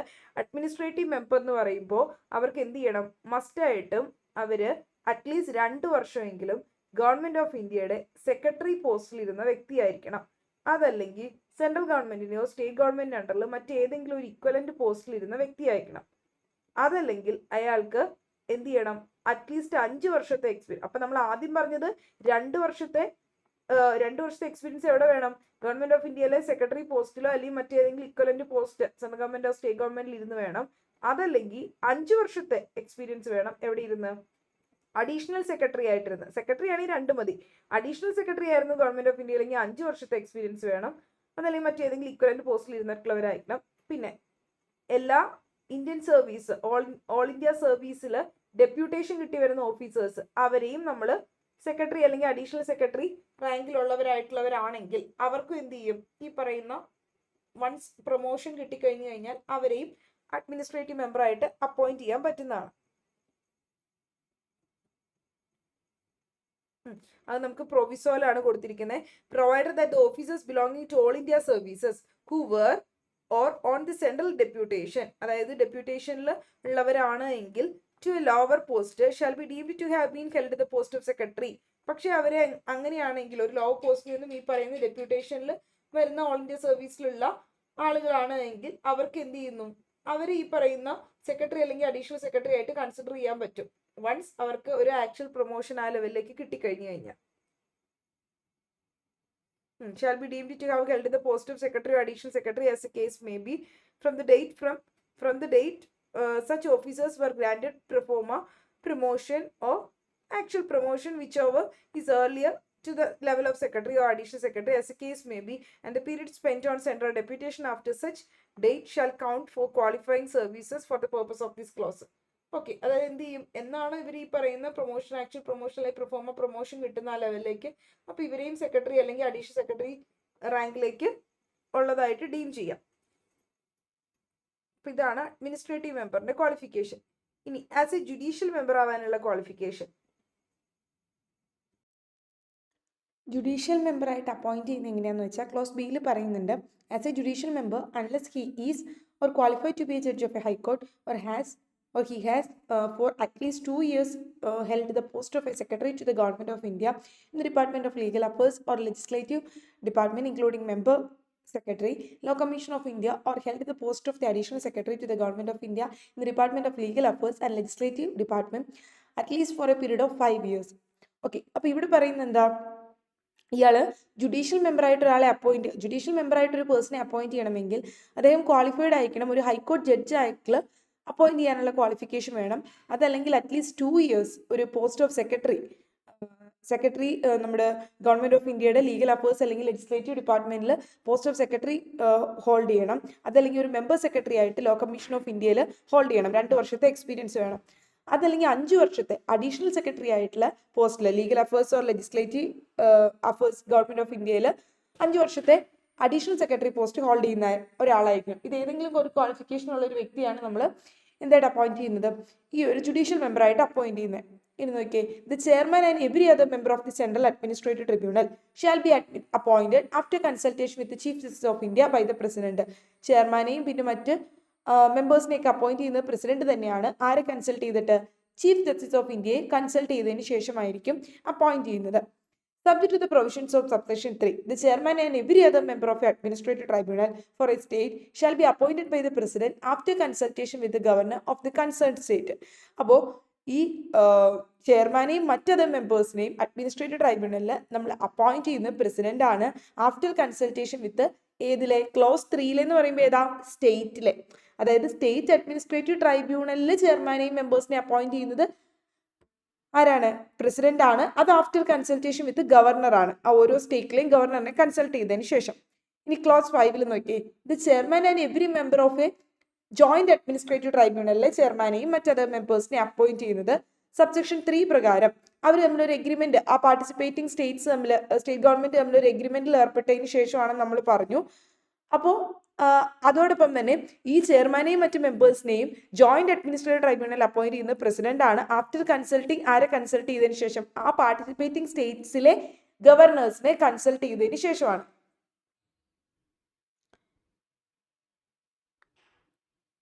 Okay, ഇനി ആ എക്സ്പ്ലനേഷനിൽ കൊടുക്കുന്നത്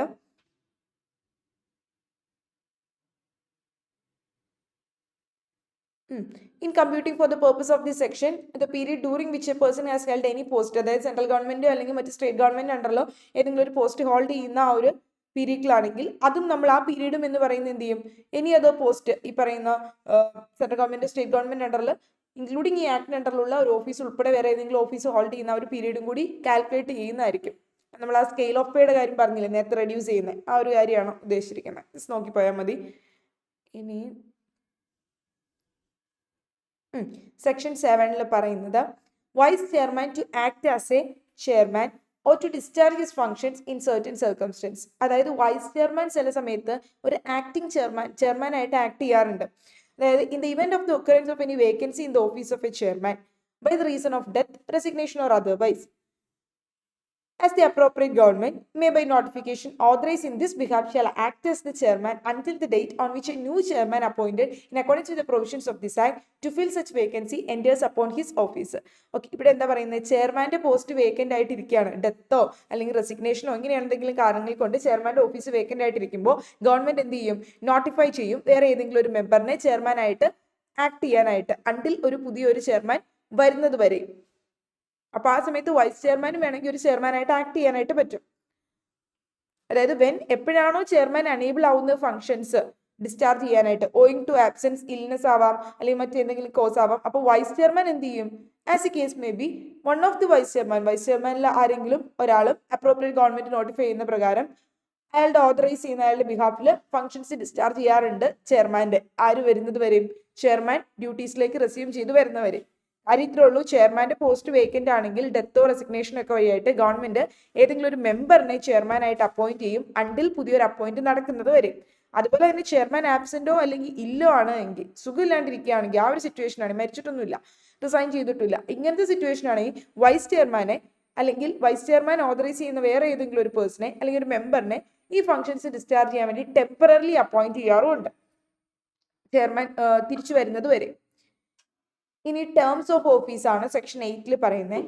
chairman shall hold the office as such for a period of 5 years from the date on which he enters upon his office. എന്നാണ് office enter ചെയ്യുന്നത് അന്ന് തൊട്ട് 5 years ആണ് ഓഫീസ് ഹോൾഡ് ചെയ്യുന്നത്. Provide that no chairman shall hold office as such after he attain the age of 68 years.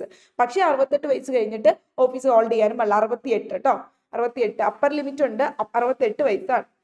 ഇനി a member shall hold the office as for a year of 5 years ആണ് term പറയുന്നത്.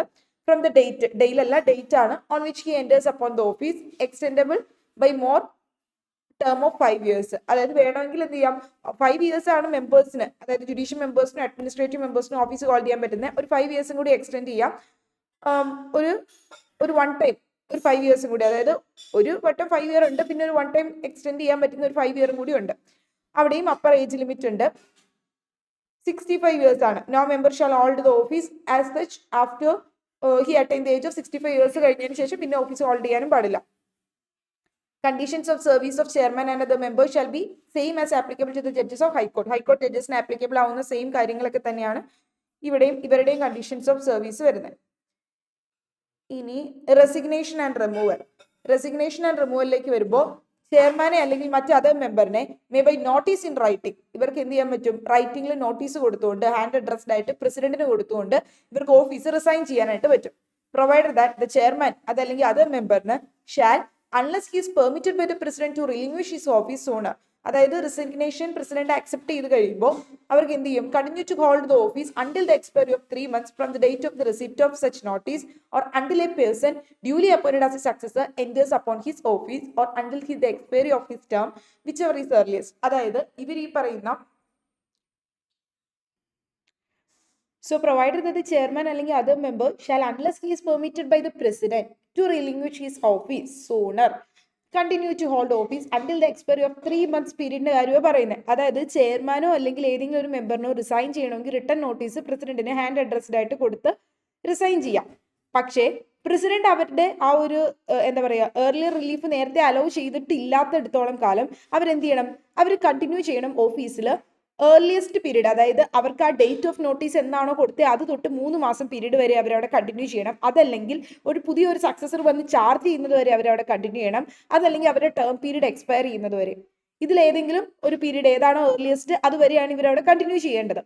ഇനി clause 2 നോക്കിയേ, the chairman or any other member shall not be removed from his office except by an order made by a president on the ground of proved misbehaviour or incapacity after an inquiry made by a judge of the supreme court in which such chairman or other member had been informed of the charges against him and given a reasonable opportunity of being heard in respect of those charges.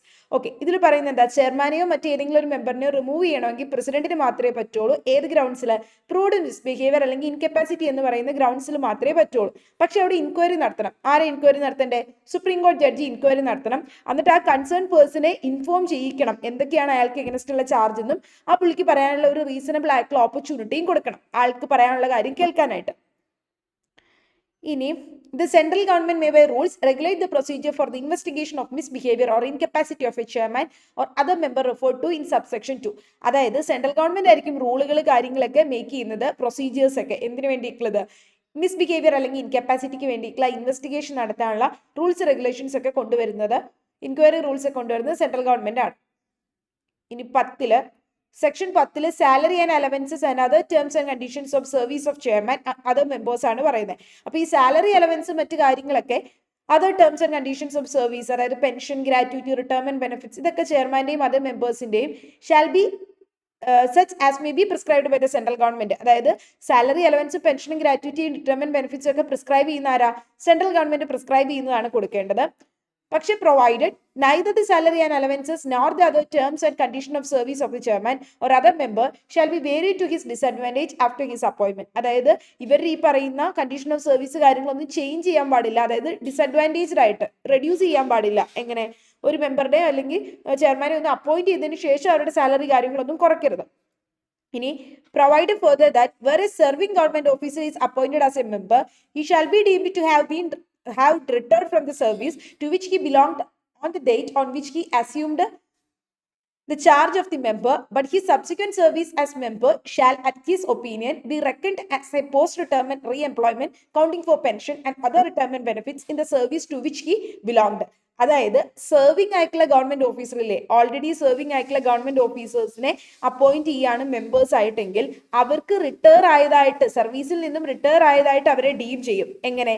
പക്ഷെ അവരുടെ tenure എന്ന് പറയുന്നത്, ആ മെമ്പറിന്റെ tenure എന്ന് പറയുന്നത് ഈ count ചെയ്യുന്നത് post retirement, അതല്ലെങ്കിൽ ആ റീഎംപ്ലോയ്മെന്റിന്, അതായത് പോസ്റ്റ് റിട്ടയർമെന്റ് റീഎംപ്ലോയ്മെന്റ് ആയിട്ടാണ് ഇവരെ കണക്കാക്കുന്നത്. അതായത് ഇപ്പൊ ഇവരുടെ പെൻഷനോ ബെനിഫിറ്റ്സോ കാര്യങ്ങളൊക്കെ വരുമ്പോൾ ഓൾറെഡി സെർവിങ് ആയിട്ടുള്ള ഗവൺമെന്റ് ഓഫീസേഴ്സ് ആണ് വീണ്ടും നമ്മൾ മെമ്പേഴ്സ് ആയിട്ട് അപ്പോയിന്റ് ചെയ്യുന്നതെങ്കിൽ അവരെ റിട്ടയർഡ് ആയിട്ടുള്ള, അവർ ആ നേരത്തെ ഇരുന്ന സർവീസിൽ നിന്നും റിട്ടയർ ആയതായിട്ട് അവരെ ഡീം ചെയ്യും. പക്ഷെ അവരുടെ ടെന്യൂർ, ആ മെമ്പറിന്റെ ടെന്യൂർ എന്ന് പറയുന്നത് പോസ്റ്റ് റിട്ടയർമെന്റ് റീഎംപ്ലോയ്മെന്റ് ആയിട്ടായിരിക്കും കൗണ്ട് ചെയ്യുന്നത്.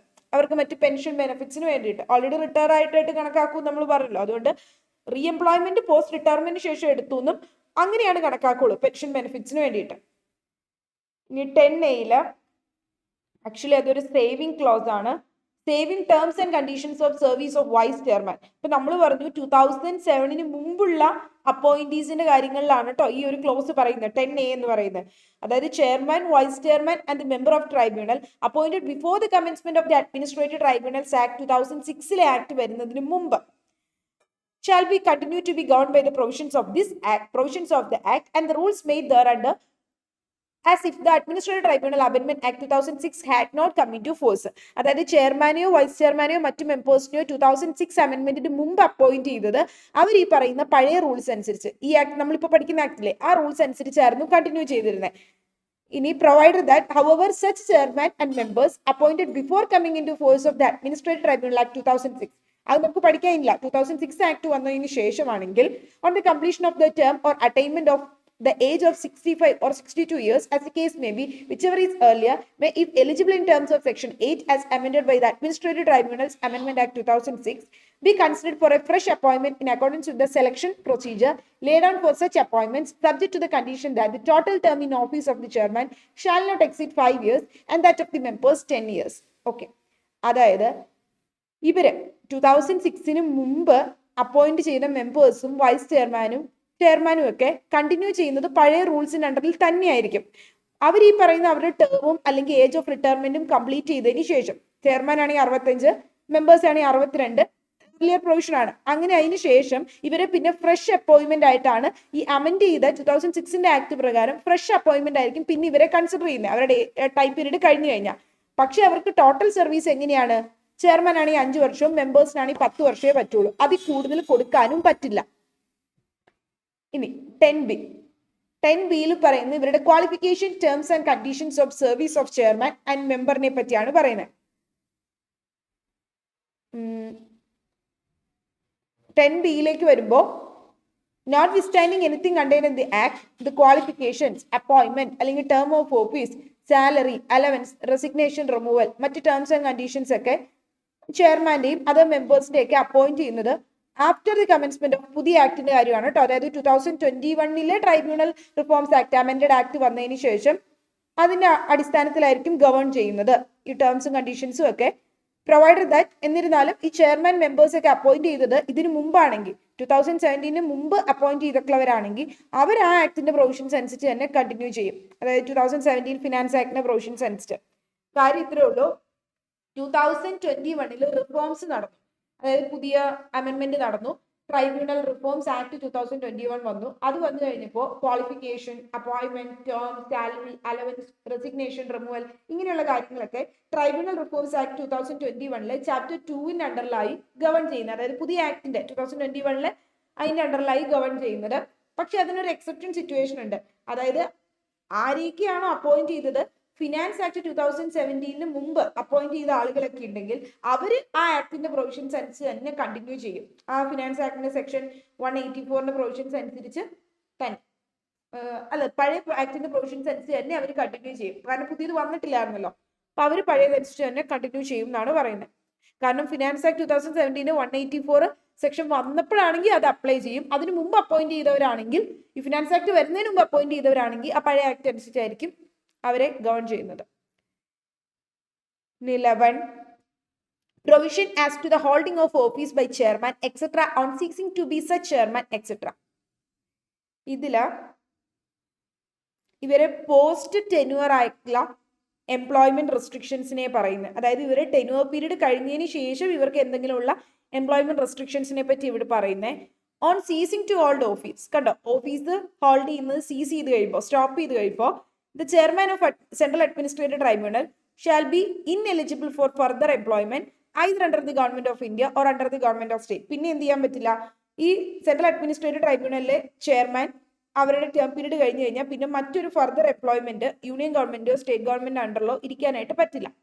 ഇനി ബിയിൽ പറയുന്ന the chairman of state administrative tribunal അല്ലെങ്കിൽ ജോയിന്റ് അഡ്മിനിസ്ട്രേറ്റീവ് ട്രൈബ്യൂണലിലെ ചെയർമാൻ ആണെങ്കിലും അവർ ഈ ആക്ടിന്റെ പ്രൊവിഷൻസ് അനുസരിച്ച് ഇവര് എലിജിബിൾ ആണ് ചെയർമാൻ ആയിട്ട് അപ്പോയിന്റ് ചെയ്യാം അല്ലെങ്കിൽ ഒരു മെമ്പർ ആയിട്ട് അപ്പോയിന്റ് ചെയ്യാം. എങ്ങോട്ടേക്ക്, ഇതിന്റെ മുകളിൽ ഉണ്ടായിരുന്ന സെൻട്രൽ അഡ്മിനിസ്ട്രേറ്റീവ് ട്രൈബ്യൂണലിലേക്ക് അങ്ങനെ ചെയ്യാനായിട്ട് പറ്റും. പക്ഷേ not any other employment either under the government of India or under government of state പറ്റില്ല. അതായത് ഇത്രേ ഉള്ളൂ, സ്റ്റേറ്റ് അഡ്മിനിസ്ട്രേറ്റീവ് ട്രൈബ്യൂണലിലെ അല്ലെങ്കിൽ ജോയിന്റ് അഡ്മിനിസ്ട്രേറ്റീവ് ട്രൈബ്യൂണലിലെ ചെയർമാൻ ഇവരെ ടേം പീരീഡ് കഴിഞ്ഞു കഴിഞ്ഞാൽ ഇവർക്ക് പിന്നെ വേണമെങ്കിൽ ചെയർമാൻ ആയിട്ടോ മെമ്പർ ആയിട്ടോ എങ്ങോട്ടേക്ക് പോവാം, സെൻട്രൽ അഡ്മിനിസ്ട്രേറ്റീവ് ട്രൈബ്യൂണലിലേക്ക് പോവാം.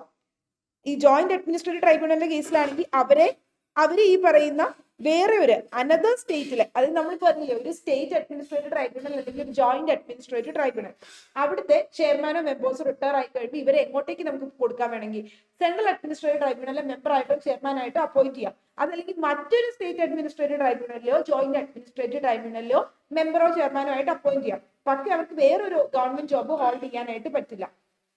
ഇനി ചെയർമാൻ അല്ലാത്ത മറ്റ് മെമ്പേഴ്സ് ആണെങ്കിൽ നോക്കിയേ, a member other than a chairman, chairman അല്ലാത്ത മറ്റു മെമ്പേഴ്സ് ആണെങ്കിൽ of any tribunal shall be subject to the provisions of the act be eligible for the appointment as a chairman of such tribunal or as a chairman, vice chairman or the other member of the other tribunal, but not for any other employment either under the government of India or under the government of a state. ഇതിൽ എന്താ പറയുന്നത്, chairman അല്ലാത്ത മറ്റ് members ആണെങ്കിൽ അവരുടെ tenure period കഴിഞ്ഞ് കഴിയുമ്പോൾ അവരെ വേണമെങ്കിൽ ആ സെയിം ട്രൈബ്യൂണലിലെ അല്ലെങ്കിൽ മറ്റൊരു ട്രൈബ്യൂണലിലെ ചെയർമാൻ ആയിട്ട് അപ്പോയിന്റ് ചെയ്യാം. കാരണം അവരിപ്പോ മെമ്പർ ആയിട്ടായിരുന്നല്ലോ ഇരുന്നേ, അപ്പൊ ആ ട്രൈബ്യൂണലിൽ തന്നെ ചെയർമാൻ ആക്കാം ഇവരെ, അല്ലെങ്കിൽ വേറൊരു ട്രൈബ്യൂണലിൽ ചെയർമാൻ ആക്കാം, അല്ലെങ്കിൽ മറ്റൊരു ട്രൈബ്യൂണലിൽ മെമ്പർ ആയിട്ട് ഇവരെ സെർവ് ചെയ്യാൻ അപ്പോയിന്റ് ചെയ്യാം. പക്ഷെ വേറൊരു ഗവൺമെന്റ് ഓഫീസ് ഹോൾഡ് ചെയ്യാൻ പറ്റില്ല. അതായത് ഇവരുടെ ടെന്യൂർ പീരീഡ് കഴിഞ്ഞ് കഴിയുമ്പോൾ പിന്നെ ഇവർക്ക് ഏതൊക്കെ പോസ്റ്റിൽ ഇരിക്കാന്നുള്ള റെസ്ട്രിക്ഷൻ ആണ് പറയുന്നത്. The chairman or other member shall not appear, act or plead before any tribunal which he was the chairman or other member. അതായത് അദ്ദേഹം ചെയർമാനോ മറ്റു മെമ്പറോ ആയിട്ടിരുന്ന ആ ഒരു ഓഫീസിൽ തന്നെ അല്ലെങ്കിൽ ആ ഒരു ട്രൈബ്യൂണലിൽ തന്നെ പിന്നെ ആക്ട് ചെയ്യാനായിട്ട് പറ്റില്ല. ഇനി 12 പറയുന്നത് financial and administrative powers of the chairman ആണ്. ഓക്കെ, ഇപ്പൊ നമ്മൾ നോക്കിയത് ഏതായിരുന്നു? ഓക്കെ, ചെയർമാൻ അല്ലെങ്കിൽ മറ്റൊരു മെമ്പറിന് അയാൾ ആ ഓഫീസ് ഹോൾഡ് ചെയ്യുന്നത് സ്റ്റോപ്പ് ചെയ്ത് കഴിയുമ്പോൾ പിന്നെ ഒരിക്കലും ആക്ട് ചെയ്യാനോ അപ്പിയർ ചെയ്യാനോ പ്ലീഡ് ചെയ്യാനോ പറ്റില്ല ഒരു ട്രൈബ്യൂണലിന്റെ മുമ്പിൽ. അതായത് അയാൾ നേരത്തെ ചെയർമാനോ മെമ്പറോ ആയിട്ടിരുന്ന സ്ഥലത്ത് വന്ന് പിന്നെ പ്ലീഡ് ചെയ്യാനോ അപ്പിയർ ചെയ്യാനോ ഒന്നും പറ്റില്ല. അങ്ങനെ വരുമ്പോൾ അങ്ങനെ വന്നു കഴിഞ്ഞാൽ ഒരു കോൺഫ്ലിക്റ്റ് ഓഫ് ഇൻട്രസ്റ്റ് വരില്ലേ, അപ്പൊ ഒരു ട്രൈബ്യൂണലിന്റെ ഇൻഡിപെൻഡൻസ് അവിടെ ഇല്ലാതാവും. അതുകൊണ്ടാണ്. ഇനി ഗവൺമെന്റ് എംപ്ലോയ്മെന്റ്, ഓക്കെ, ഈ ഒരു എക്സ്പ്ലനേഷൻ കൂടി നമുക്ക് നോക്കാം.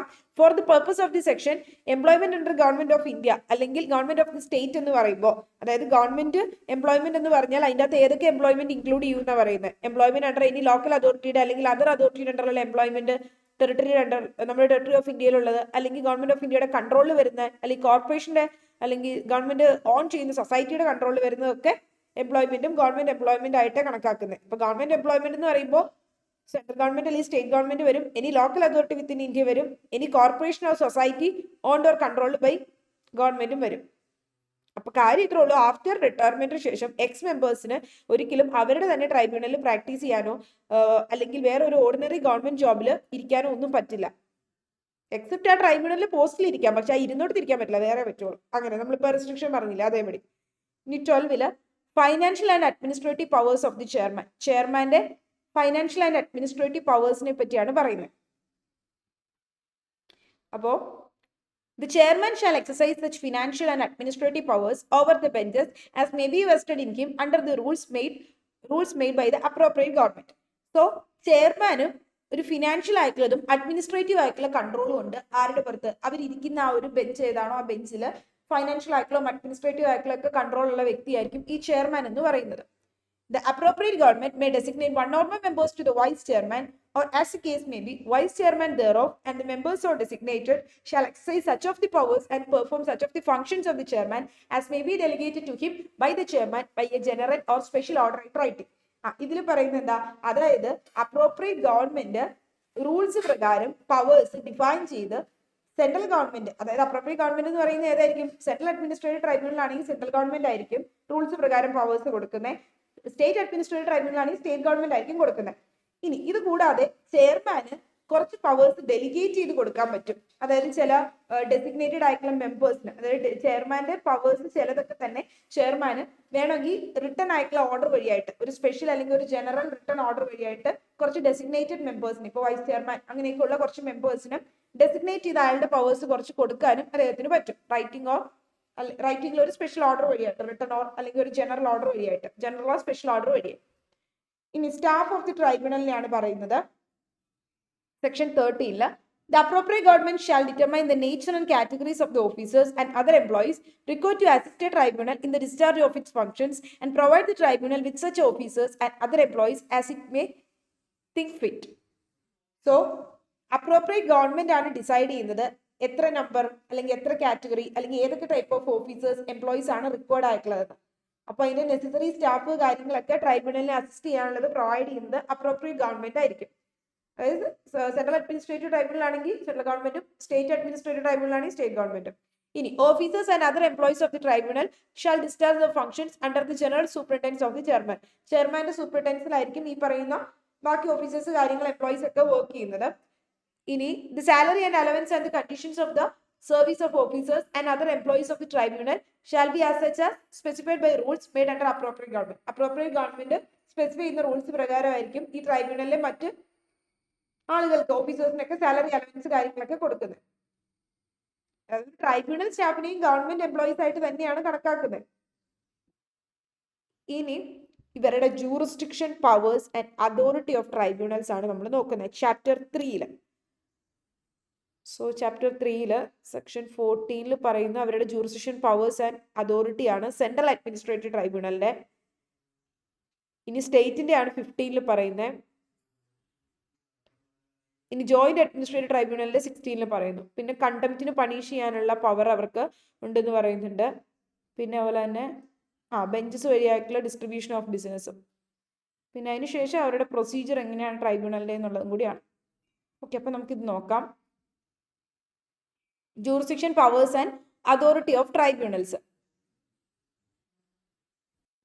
Section 14 jurisdiction powers and authority of CAT, Central Administrative Tribunal.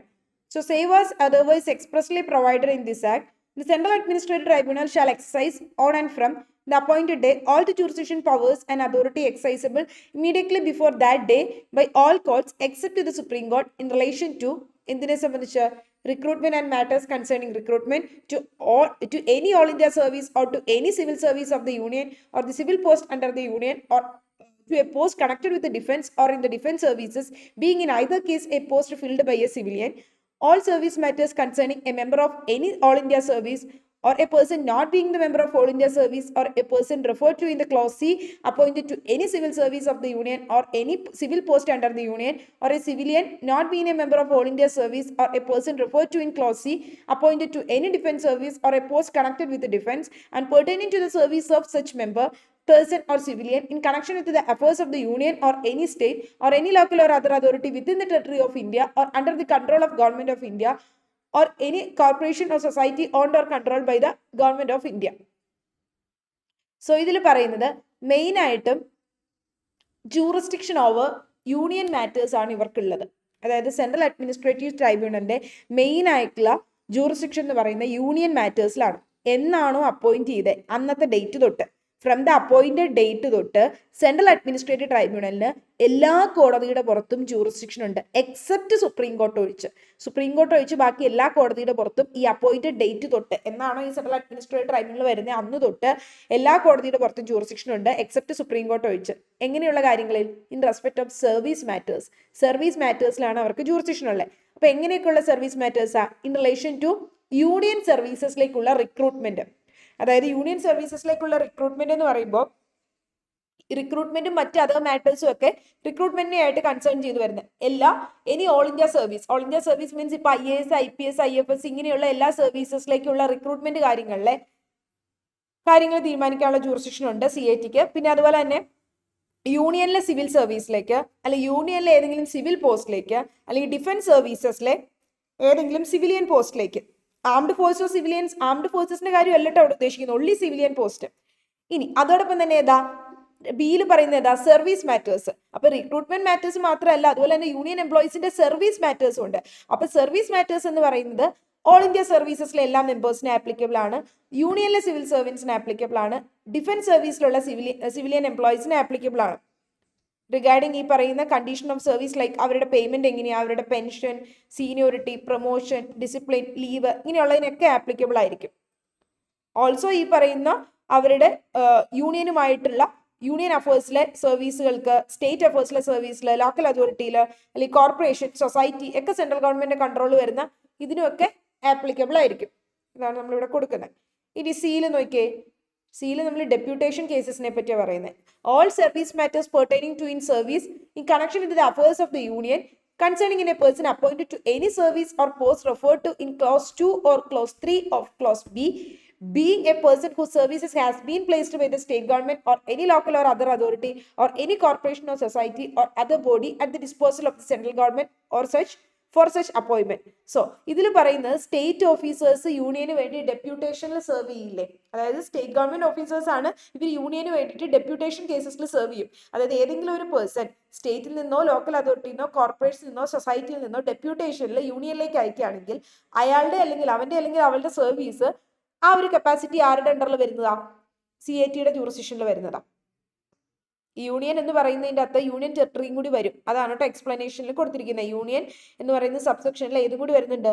Union ടെറിട്ടറിയും കൂടി വരുന്നുണ്ട്. ഇനി ക്ലോസ് 2 പറയുന്നത് central government may by notification apply with the effect from such date as may be specified in the notification the provisions of subsection 3 to local or other authorities within the territory of India or under the control of government of India and to corporations owned or controlled by the government not being a local or other authority or corporation controlled or owned by a state government. So ഇതിൽ പറയുന്ന central ഗവൺമെന്റിന് notification വഴിയായിട്ട് ഈ CATയുടെ jurisdiction വേണമെങ്കിൽ extend ചെയ്യാം. ഏതിലേക്കും കൂടെ? Local അതോറിറ്റിയിലേക്ക്, അതായത് municipality കോർപ്പറേഷനിലൂടെയൊക്കെ, പിന്നെ അതുപോലെ തന്നെ സൊസൈറ്റി ഓൺഡ് അല്ലെങ്കിൽ കൺട്രോൾഡ് ബൈ യൂണിയൻ ഗവൺമെന്റിലേക്കും ഒക്കെ എക്സ്റ്റെൻഡ് ചെയ്യാൻ പറ്റും. സെൻട്രൽ ഗവൺമെന്റ് നോട്ടിഫിക്കേഷൻ വഴിയായിട്ട് ഈ CATയുടെ ജൂറിസ്ഡിക്ഷൻ അതിലേക്കും കൂടി എക്സ്റ്റെൻഡ് ചെയ്യാൻ പറ്റും. ഇത് ആക്ച്വലി ഒരു ഡിഫറെന്റ് ഫേസസിലാണ് നമ്മളിത് ചെയ്യുന്നത്, അതായത് ഡിഫറെന്റ് ഡേറ്റിലായിരിക്കും. നോക്കിയാൽ മനസ്സിലാവും. provided that if the central government consider it expedient to do so for the purpose of facilitating transition to the scheme as envisaged by this act, different dates may be so specified under this subsection in respect of the different classes or different categories under any class of local or other authority or corporations. അതായത് ഇത് നമുക്ക് ചെയ്യാൻ പറ്റുന്നത് ഒരൊറ്റ ദിവസം തന്നെ ചെയ്യണമെന്നില്ല. Different ഫേസസിൽ ഡിഫറെന്റ് ഡേറ്റിലായിട്ട് ഡിഫറെന്റ് ക്ലാസ് ഓഫ് അതോറിറ്റീസിനും ബോഡീസിനും ഇങ്ങനെ എക്സ്റ്റെൻഡ് ചെയ്ത് ജൂറിസ്ഡിക്ഷൻ കൊടുക്കാൻ പറ്റും. ഇനി clause 3 save as otherwise expressly provided in the act, the central administrative tribunal shall also exercise on and from the date with the effect from which the provisions of this subsection shall apply to any local or other authority or corporation all the jurisdiction powers and authority exercisable immediately before the date of all courts except the Supreme Court in relation to recruitment and matters concerning recruitment to any service or post in connection with the affairs of such local or other authority or corporation, and all service matters concerning a person other than the person referred in clause A or clause B of subsection 1 appointed to any service or post in connection with the affairs of such local or other authority or corporation and pertaining to the service of such person in connection with such service. Okay, ഇതിൽ പറയുന്നത് അങ്ങനെ extend ചെയ്യുമ്പോൾ, ഇപ്പം നമ്മൾ നേരത്തെ പറഞ്ഞില്ല extend ചെയ്യുന്നത്, അപ്പം അങ്ങനെ എക്സ്റ്റെൻഡ് ചെയ്യുമ്പോൾ ഉള്ള എഫക്റ്റ് എത്രത്തോളം ആണെന്നാണ്. അതായത് വൺസ് ഈ പറയുന്ന CAT സെൻട്രൽ അഡ്മിനിസ്ട്രേറ്റീവ് ട്രൈബ്യൂണൽ അവരുടെ ജൂറിസ്ഡിക്ഷൻ എക്സ്റ്റെൻഡ് ചെയ്ത് കൊടുത്തു കഴിഞ്ഞാൽ അവർക്ക് എല്ലാ കോടതിയുടെയും പവേഴ്സ് കിട്ടുന്നുണ്ട്, എക്സെപ്റ്റ് സുപ്രീം കോടതിയുടെ പവേഴ്സ് ഒഴിച്ച്. അത് എങ്ങനെയുള്ള കാര്യങ്ങളിൽ? ആ ലോക്കൽ അതോറിറ്റിയിലേക്കും കോർപ്പറേഷനിലേക്കും സൊസൈറ്റിയിലേക്കും കൂടി എക്സ്റ്റെൻഡ് ചെയ്തല്ലോ ജൂറിസ്ഡിക്ഷൻ. അപ്പോൾ ലോക്കൽ അതോറിറ്റി അല്ലെങ്കിൽ കോർപ്പറേഷൻ അല്ലെങ്കിൽ സൊസൈറ്റിയിലെ റിക്രൂട്ട്മെന്റ് പോസ്റ്റുകളെ സംബന്ധിച്ചും പിന്നെ അതുപോലെ തന്നെ ആ ബോഡീസിലുള്ള പേഴ്സൺസിന്റെ സർവീസ് മാറ്റേഴ്സിനെ സംബന്ധിച്ചുള്ള ജൂറിസ്ഡിക്ഷനും ഒക്കെ ഇവർക്ക് കിട്ടുന്നതാണ്, എക്സെപ്റ്റ് സുപ്രീം കോർട്ട് ഒഴിച്ച്. ഇപ്പൊ നമുക്ക് ഒന്നുകൂടി 14 പറയാം. CAT എന്ന് പറയുന്ന സെൻട്രൽ അഡ്മിനിസ്ട്രേറ്റീവ് ട്രൈബ്യൂണൽ എന്ന് പറയുന്ന ഹൈക്കോർട്ടിനെയും മറ്റ് കോർട്സിനെയൊക്കെ സർവീസ് മാറ്റേഴ്സിൽ ഈ പറയുന്ന യൂണിയൻ സിവിൽ സർവീസിലും ഓൾ ഇന്ത്യ സർവീസിലും സിവിൽ ഡിഫൻസ് എംപ്ലോയീസിലും ഡെപ്യൂട്ടേഷനിൽ യൂണിയനിലേക്ക് വരുന്നവരുടെ യൂണിയൻ കൺട്രോൾഡ് ആയിട്ടുള്ള ലോക്കൽ അതോറിറ്റി കോർപ്പറേഷൻ സൊസൈറ്റീസിൽ ഇങ്ങനെയൊക്കെ വരുന്നവരുടെ സർവീസ് മാറ്റേഴ്സിൽ നേരത്തെ ഹൈക്കോർട്ടിനും അതർ കോർട്സിനും ഉണ്ടായിരുന്ന ജൂറിസ്ഡിക്ഷൻ റീപ്ലേസ് ചെയ്ത് വന്നതാണ് സെൻട്രൽ അഡ്മിനിസ്ട്രേറ്റീവ് ട്രൈബ്യൂണൽ. ഇപ്പൊ സുപ്രീം കോടതിയുടെ ജൂറിസ്ഡിക്ഷൻ ഇപ്പോഴും സുപ്രീം കോടതിയുടെ കയ്യിൽ തന്നെ റിമെയിൻ ചെയ്യും. കാരണം അപ്പീൽ 136 അണ്ടറിൽ സുപ്രീം കോടതിയുടെ കയ്യിൽ തന്നെയാണ് പോകുന്നത്. പക്ഷെ സ്റ്റേറ്റ് അഡ്മിനിസ്ട്രേറ്റീവ് ട്രൈബ്യൂണൽ ഹാൻഡിൽ ചെയ്യുന്നത് ഏതാ? സ്റ്റേറ്റ് ലെവലിലുള്ള സിമിലർ മാറ്റേഴ്സ് ആയിരിക്കും. അത് നമ്മൾ സെക്ഷൻ 15 എക്സ്പ്ലെയിൻ ചെയ്യും. 15 jurisdiction powers and authority of state administrative tribunal ആണ് പറയുന്നത്. Section 15 jurisdiction powers and authority of state administrative ട്രൈബ്യൂണൽസിന്റെ ആണ് പറയുന്നത്. അപ്പൊ ഇതില് save as otherwise expressly provide in this act, ബാക്കിയുള്ളത് സെയിം തന്നെ ആയിരിക്കും, ഇത് സ്റ്റേറ്റിലെ ആണെന്ന് മാത്രം. അപ്പോൾ save as otherwise provided expressly provided in this act, the administrative tribunal for a state shall exercise on and from the appointed day all the jurisdiction powers and authority exercisable immediately before the day by all courts except the Supreme Court in relation to recruitment and other matters concerning the recruitment to any civil service of the state or any civil post under the state. ഇതെല്ലാം same തന്നെ, നമുക്കിത് പറഞ്ഞു പോവാം. അതായത് section 14 നമ്മൾ എന്താണോ central administrative ട്രൈബ്യൂണലിന് പറഞ്ഞത് അത് തന്നെയാണ് ഇവിടെ സ്റ്റേറ്റ് അഡ്മിനിസ്ട്രേറ്റീവ് ട്രൈബ്യൂണലിലും വരുന്നത്. പക്ഷേ അത് യൂണിയൻ സർവീസ് മാറ്റർ ആണ് 14 പറഞ്ഞെങ്കിൽ ഇത് സ്റ്റേറ്റ് സർവീസ് മാറ്റർ ആണെന്ന് മാത്രം, ആ ഒരു വ്യത്യാസമേ ഉള്ളൂ. അപ്പൊ ഇവിടെ സ്റ്റേറ്റ് സർവീസസിന് പുറത്തുള്ള ജൂറിസ്ഡിക്ഷൻ ആണ് സ്റ്റേറ്റ് അഡ്മിനിസ്ട്രേറ്റീവ് ട്രൈബ്യൂണലിനുള്ളത്. അപ്പൊ എന്നാണോ അപ്പോയിന്റ് ചെയ്തത് അന്നത്തെ ഡേറ്റ് തൊട്ട് ഈ സ്റ്റേറ്റ് അഡ്മിനിസ്ട്രേറ്റീവ് ട്രൈബ്യൂണലിന് എല്ലാ കോടതികളുടെയും ജൂറിസ്ഡിക്ഷൻ ഉണ്ട് എക്സെപ്റ്റ് സുപ്രീം കോടതി ഒഴിച്ച്. എങ്ങനെയുള്ള കാര്യങ്ങൾക്കുള്ള ജൂറിസ്ഡിക്ഷനാ? Recruitment to any civil service of the state, അല്ലെങ്കിൽ ഏതെങ്കിലും ഒരു സിവിൽ പോസ്റ്റ് അണ്ടർ ദി സ്റ്റേറ്റിന് അണ്ടറിലുള്ളത്, അല്ലെങ്കിൽ സർവീസ് മാറ്റേഴ്സ് ഏതെങ്കിലും ഒരു പേഴ്സൺ അപ്പോയിന്റ് ചെയ്യുന്നത് ഒരു സ്റ്റേറ്റിന്റെ സിവിൽ സർവീസസിലേക്ക്, അല്ലെങ്കിൽ സ്റ്റേറ്റിലെ സിവിൽ പോസ്റ്റുകളിലേക്ക്, അല്ലെങ്കിൽ ഒരു സ്റ്റേറ്റ് ഗവൺമെന്റ് കൺട്രോളിലുള്ള ലോക്കൽ അതർ അതോറിറ്റിയിലേക്ക്, അതല്ലെങ്കിൽ സ്റ്റേറ്റ് ഗവൺമെന്റ് കൺട്രോൾ ചെയ്യുന്ന ഒരു കോർപ്പറേഷൻ അല്ലെങ്കിൽ society owner controlled by state government വഴിയായി. ഇതിൻ്റെ അകത്ത് കണ്ടീഷൻ ഓഫ് സർവീസും അവരുടെ പ്രൊമോഷൻസും ട്രാൻസ്ഫറും സീനിയോറിറ്റിയും പെൻഷനും ഒക്കെ ഈ സ്റ്റേറ്റ് ഗവൺമെന്റിന്റെ അണ്ടറിൽ വരുന്ന, ആ സ്റ്റേറ്റിന്റെ അണ്ടറിൽ വരുന്നതൊക്കെ സ്റ്റേറ്റ് അഡ്മിനിസ്ട്രേറ്റീവ് ട്രൈബ്യൂണലായിരിക്കും ഇതെല്ലാം ചെയ്യുന്നത്. സെയിം തന്നെ, ഒരു മാറ്റവും ഇല്ല. ഇനി അതിന്റെ ക്ലോസ് 3 പറയുന്നത് എന്താ? ഡെപ്യൂട്ടേഷൻ കേസസ് ആണ്. സ്റ്റേറ്റ് ഗവൺമെന്റിലെ ഡെപ്യൂട്ടേഷൻ കേസ്, അതായത് ഏതെങ്കിലും ലോക്കൽ അതോറിറ്റിയോ കോർപ്പറേഷനോ സൊസൈറ്റിയോ സ്റ്റേറ്റ് ഗവൺമെന്റ് ഓൺ ചെയ്തോ അല്ലെങ്കിൽ കൺട്രോൾ ചെയ്യുന്നതോ ഉള്ളത് അവർ ഡിസ്പ്ലേസ് ചെയ്യുക, അവരെന്ത് ചെയ്യുക, ആ സ്റ്റേറ്റ് ഗവൺമെന്റിനെ സ്റ്റേറ്റ് ഗവൺമെന്റ് പ്ലേസ് ചെയ്യുവാണ് അവരുടെ സർവീസ് ഏതിലേക്ക്? സ്റ്റേറ്റ് ഗവൺമെന്റ് അണ്ടറിലേക്ക് കൊണ്ടുവരികയാണെങ്കിൽ അതും ഇത് വരും സ്റ്റേറ്റ് അഡ്മിനിസ്ട്രേറ്റീവ് ട്രൈബ്യൂണലിലെ ജൂറിസ്ഡിക്ഷനിലേക്ക് വരും. അതായത് ഡെപ്യൂട്ടേഷനിൽ സ്റ്റേറ്റ് ഗവൺമെന്റിലേക്ക് വരുന്നവരുടെ കാര്യമാണ് പറയുന്നത്, ഈ ലോക്കൽ അതോറിറ്റിയിൽ നിന്നുമൊക്കെ. പിന്നെ ക്ലോസ് 2 ക്ലോസ് 3 യെസ് 3 വരുമ്പോ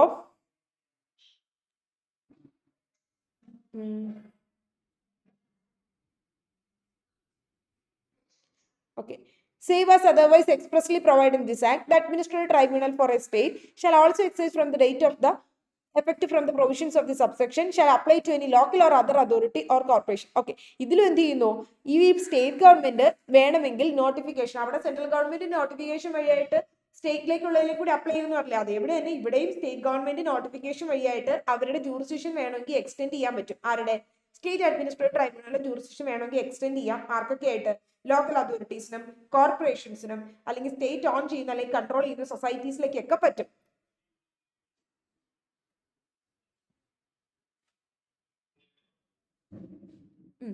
ഇത് provided that the state government considered is expedient. നോക്കി ഇവിടെ ഇത് ഡിഫറെന്റ് ആയിട്ടുള്ള ടൈം പീരീഡിൽ ചെയ്യാൻ പറ്റുന്നതാണ്. നേരത്തെ പറഞ്ഞ പോലെ അതിന്റെ ഡിഫറെന്റ് ഡേറ്റിൽ ഡിഫറെന്റ് ക്ലാസസിന് കാറ്റഗറീസിന് ചെയ്യാൻ പറ്റും. സെയിം തന്നെയാണ്, അതൊന്നും ഒരു മാറ്റം ഇല്ല. മറ്റേത് സെൻട്രൽ ആണെങ്കിൽ ഇത് സ്റ്റേറ്റ് ഗവൺമെന്റ് ആണെന്ന് മാത്രം. പിന്നെ എക്സ്റ്റൻഷൻ ചെയ്യാൻ പറ്റും എന്നുള്ളത് അതാണ് ക്ലോസ് 3 പറഞ്ഞത്, മാറിപ്പോയതാണ് കേട്ടോ. ക്ലോസ് 3 എക്സ്റ്റൻഷൻ ആണ്. അപ്പൊ എക്സ്റ്റൻഷൻ എന്ന് പറയുന്നത് വൺസ് ഈ പറയുന്ന എക്സ്റ്റെൻഡ് ചെയ്ത ജൂറിസ്ഡിക്ഷൻ ലോക്കൽ അതോറിറ്റീസും കോർപ്പറേഷൻസിനും കൂടി സ്റ്റേറ്റ് അഡ്മിനിസ്ട്രേറ്റീവ് ട്രൈബ്യൂണലിൽ ആ സ്റ്റേറ്റ് ഗവൺമെന്റ് കൊടുത്തിട്ടുണ്ടെങ്കിൽ സ്റ്റേറ്റ് അഡ്മിനിസ്ട്രേറ്റീവ് ട്രൈബ്യൂണലിന്റെ ജൂറിസ്ഡിക്ഷൻ ആ എല്ലാ കോടതികൾക്കും കിട്ടും എക്സെപ്റ്റ് സുപ്രീം കോടതി ഒഴിച്ച്. എങ്ങനെയുള്ള കാര്യങ്ങളിൽ? ആ ബോഡീസിലേക്ക്, അതായത് ലോക്കൽ അതോറിറ്റി കോർപ്പറേഷൻസ് അവിടെയുള്ള പോസ്റ്റ് റിക്രൂട്ട്മെന്റ് കാര്യങ്ങളില്ലേ, അതുപോലെ തന്നെ ആ ബോഡീസിലെ എംപ്ലോയീസിന്റെ സർവീസ് മാറ്റേഴ്സിലും കൂടി അപ്ലൈ ചെയ്യുന്നതാണ്. ഇതാണ് എയിലും ബിയിലും പറയുന്നത്. ഇനി നോക്കിയേ, സ്റ്റേറ്റ് അഡ്മിനിസ്ട്രേറ്റീവ് ട്രൈബ്യൂണലിന്റെ ഒരു ലിമിറ്റേഷൻ ആണ് ഇവിടെ കൊടുക്കുന്നത്. For the removal of the doubt, it is hereby declared that the jurisdiction, powers and authority of the Administrative tribunal for a state shall not extend to or exercisable in relation to any matter in relation to which the jurisdiction, powers and authority of the central administrative tribunal extend to is exercisable. ഇതിൽ പറയുന്നത് state administrative ട്രൈബ്യൂണലിന്റെ jurisdiction ഒരിക്കലും നമുക്ക് central administrative ട്രൈബ്യൂണലിന്റെ ജൂറിസ്ഡിക്ഷനിലേക്ക് extend ചെയ്യാൻ പറ്റില്ല. അതായത് സ്റ്റേറ്റിന്റെ jurisdiction ഒരിക്കലും നമുക്ക് സെൻട്രലിന്റെ മാറ്റേഴ്സിലേക്ക് എക്സ്റ്റെൻഡ് ചെയ്ത് കൊടുക്കാൻ പറ്റില്ല. സെൻട്രൽ എന്ന് പറയുമ്പോൾ union matters, union civil matters, union service matters ആണല്ലോ central administrative tribunal. State administrative tribunal എന്ന് പറയുമ്പോൾ സ്റ്റേറ്റ് സർവീസ് മാറ്റേഴ്സും ആയിരിക്കും.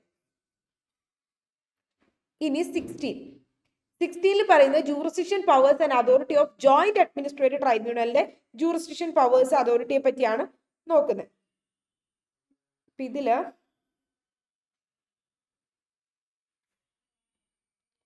ജോയിന്റിലേക്ക് വരുമ്പോൾ a joint administrative tribunal for 2 or more സ്റ്റേറ്റ്സിനുള്ളതായിരിക്കും. അവർക്ക് ജൂറിസ്ഡിക്ഷൻ ഉണ്ടാകും, പവേഴ്സ് ഉണ്ടാവും, അതോറിറ്റി ഉണ്ടാകും. Administrative tribunal for 6 States.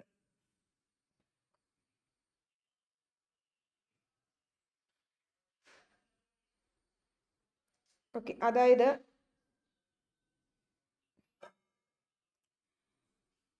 അതായത് ഇവരെ വരുമ്പോഴേക്കും നമ്മൾക്ക് ജോയിന്റ് അഡ്മിനിസ്ട്രേറ്റീവ് ട്രൈബ്യൂണലിലേക്ക് വരുമ്പോൾ അവർ രണ്ടിൽ കൂടുതലോ സ്റ്റേറ്റ്സ് എഗ്രി ചെയ്തിട്ടല്ലേ ജോയിന്റ് അഡ്മിനിസ്ട്രേറ്റീവ് ട്രൈബ്യൂണൽ എസ്റ്റാബ്ലിഷ് ചെയ്യുന്നത്. അപ്പൊ ഈ ജോയിന്റ് അഡ്മിനിസ്ട്രേറ്റീവ് ട്രൈബ്യൂണലിന് എല്ലാ പവേഴ്സും ജൂറിസ്ഡിക്ഷനും ഒക്കെ ആ ഓരോ ഇൻഡിവിജ്വൽ സ്റ്റേറ്റ് അഡ്മിനിസ്ട്രേറ്റീവ് ട്രൈബ്യൂണലിനും ഓരോ സ്റ്റേറ്റിന്റെ പുറത്തുള്ള പോലെ തന്നെ ഇവർക്ക് ഒന്നിച്ചുണ്ടാവും. ഇപ്പൊ 2 സ്മോളർ സ്റ്റേറ്റ് അവർക്ക് സെപ്പറേറ്റ് ട്രൈബ്യൂണൽ വേണ്ട, അങ്ങനെയാണെങ്കിൽ അവർക്ക് ഒരൊറ്റ ട്രൈബ്യൂണലിൽ ഷെയർ ചെയ്യാൻ പറ്റും. അപ്പൊ ആ ജൂറിസ്ഡിക്ഷൻ ആ രണ്ടിന്റെയും പുറത്ത് വരും. 17 power to punish for contempt, അതാണ് സെക്ഷൻ 17 പറയുന്നത്. കണ്ടംപ്റ്റിന് പണിഷ് ചെയ്യാനുള്ള പവർ ഈ ട്രൈബ്യൂണൽസിനുണ്ടെന്ന്. Tribunal shall have and exercise the same jurisdiction, powers and authority in respect of the contempt of itself as a high court has and may exercise, and for the purpose the provisions of the Contempt of Court Act 1971 Contempt of Court Act പ്രകാരം, അതായത് ട്രൈബ്യൂണലിന് ഹൈക്കോടതിയുടെ same powers ആണ്. അതായത് contempt of കോർട്ടിന് punish ചെയ്യാൻ ഹൈക്കോർട്ടിന് എങ്ങനെയാണോ power, അതേ power തന്നെയാണ് ഈ ട്രൈബ്യൂണലിനും ഉള്ളത്. കണ്ടംപ്റ്റ് ഓഫ് കോർട്ട്സ് ആക്ട് 1971 ആണ് ഇവിടെ അപ്ലൈ ചെയ്യുന്നത്. അപ്പൊ അതില് with reference to High Court എന്ന് പറയുന്നിടത്ത് shall construed as including the reference to such tribunal. അപ്പൊ അവിടെ ഹൈക്കോർട്ടിന്റെ പവർ എന്ന് പറയുന്നതിന്റെ അകത്ത് എന്തും കൂടി വരുന്നുണ്ട്, ട്രൈബ്യൂണലും കൂടി വരുന്നുണ്ട്. അപ്പൊ സെൻട്രൽ അഡ്മിനിസ്ട്രേറ്റീവ് ട്രൈബ്യൂണലിലാണ് എങ്കിൽ, in relation to central administrative ട്രൈബ്യൂണലിലാണെങ്കിൽ as reference to attorney general അല്ലെങ്കിൽ സോളിസിറ്റർ ജനറൽ അല്ലെങ്കിൽ അഡീഷണൽ സോളിസിറ്റർ ജനറൽ, ഇവർക്കായിരിക്കും അറ്റോർണി എന്ന്. അതായത് സെൻട്രൽ അഡ്മിനിസ്ട്രേറ്റീവ് ട്രൈബ്യൂണലിലെ അഡ്വക്കേറ്റ് ജനറൽ എന്ന് പറയുമ്പോൾ ആരായിരിക്കും? അറ്റോർണി ജനറൽ ആവാം, സോളിസിറ്റർ ജനറൽ ആവാം, അഡീഷണൽ സോളിസിറ്റർ ജനറൽ ആവാം. സ്റ്റേറ്റ് അഡ്മിനിസ്ട്രേറ്റീവ് അല്ലെങ്കിൽ ജോയിന്റ് അഡ്മിനിസ്ട്രേറ്റീവ് ട്രൈബ്യൂണലിൽ അഡ്വക്കേറ്റ് ജനറൽ എന്ന് പറഞ്ഞാൽ advocate general of the concerned state ആവാം. ഇനി 18 പറയുന്നത് distribution of business amongst the benches ആണ്. അതായത് where any benches of a tribunal are constituted, the appropriate government may from time to time by notification make provisions as to the distribution of the business of the tribunal amongst the benches and specify the matters which may be dealt with by each bench. If any question arises as to whether any matter falls within the purview of the business allocated to a bench of a tribunal, the decision of the chairman thereon shall be final. Okay, അതായത് ഒരു ട്രൈബ്യൂണലിന് ഒന്നിൽ കൂടുതൽ bench ഉണ്ടെങ്കിൽ appropriate government notify ചെയ്യുന്ന പ്രകാരം cases divide ചെയ്ത് കൊടുക്കും. അല്ലെങ്കിൽ ഏതൊക്കെ മാറ്റേഴ്സ് ഏതൊക്കെ ബെഞ്ചാണ് ഹാൻഡിൽ ചെയ്യുന്നതെന്ന് ഡിവൈഡ് ചെയ്ത് കൊടുക്കും. ഇനി ഒരു ഡിസ്പ്യൂട്ട് വരികയാണെന്ന് വിചാരിക്കും, ഏത് ബെഞ്ച് ഏത് കേസ് ബിലോങ് ചെയ്യണം, അല്ലെങ്കിൽ അങ്ങനെ ഒരു ഡിസ്പ്യൂട്ട് അവിടെ വരികയാണെങ്കിൽ ചെയർമാന്റെ ഡിസിഷൻ ആയിരിക്കും അവിടെ ഫൈനൽ ആയിട്ട് വരുന്നത്. അവിടെ എക്സ്പ്ലനേഷനിൽ മാറ്റേഴ്സ് എന്ന് പറഞ്ഞു കഴിഞ്ഞാൽ അതിനകത്ത് എന്തൊക്കെ ഇൻക്ലൂഡ് ചെയ്യും? സെക്ഷൻ 19 അണ്ടറിലുള്ള ആപ്ലിക്കേഷൻസും അതിൻ്റെ അകത്ത് ഇൻക്ലൂഡഡ് ആണ്. ഇപ്പൊ എംപ്ലോയീസിനെ അലോ ചെയ്യാൻ വേണ്ടിയിട്ട് ഉള്ള ഒരു പ്രൊവിഷനാണ്, ട്രൈബ്യൂണലിലേക്ക് അപ്ലൈ ചെയ്യാൻ അലോ ചെയ്യുന്ന ഒരു പ്രൊവിഷനാണ്. ആപ്ലിക്കേഷൻ കൊടുക്കുന്നതാണ് സെക്ഷൻ 19 പറയുന്നത്. അത് നമ്മൾ വരുന്നേ ഉള്ളൂ. ഇത്രയാണ് ഇതിന്റെ ജൂറിസ്ഡിക്ഷൻ പവേഴ്സ് കാര്യങ്ങളെ പറ്റി പറയുന്നത്, സെൻട്രൽ അഡ്മിനിസ്ട്രേറ്റീവ് ട്രൈബ്യൂണലിന്റെയും സ്റ്റേറ്റിന്റെയും. അടുത്ത പാർട്ടിൽ നമുക്ക് പ്രൊസീജിയറാണ് ചാപ്റ്റർ 4. പിന്നെ ചാപ്റ്റർ 5 മിസ്ലേനിയസ് ആണ്. ഇത്രയാണ് നമുക്ക് നോക്കേണ്ടത്. നമുക്ക് അടുത്ത ക്ലാസ്സിൽ എടുക്കാം. സോ നെക്സ്റ്റ് ക്ലാസ് ആയിട്ട് വരുന്നവരെ താങ്ക് യു ഫോർ വാച്ചിങ്.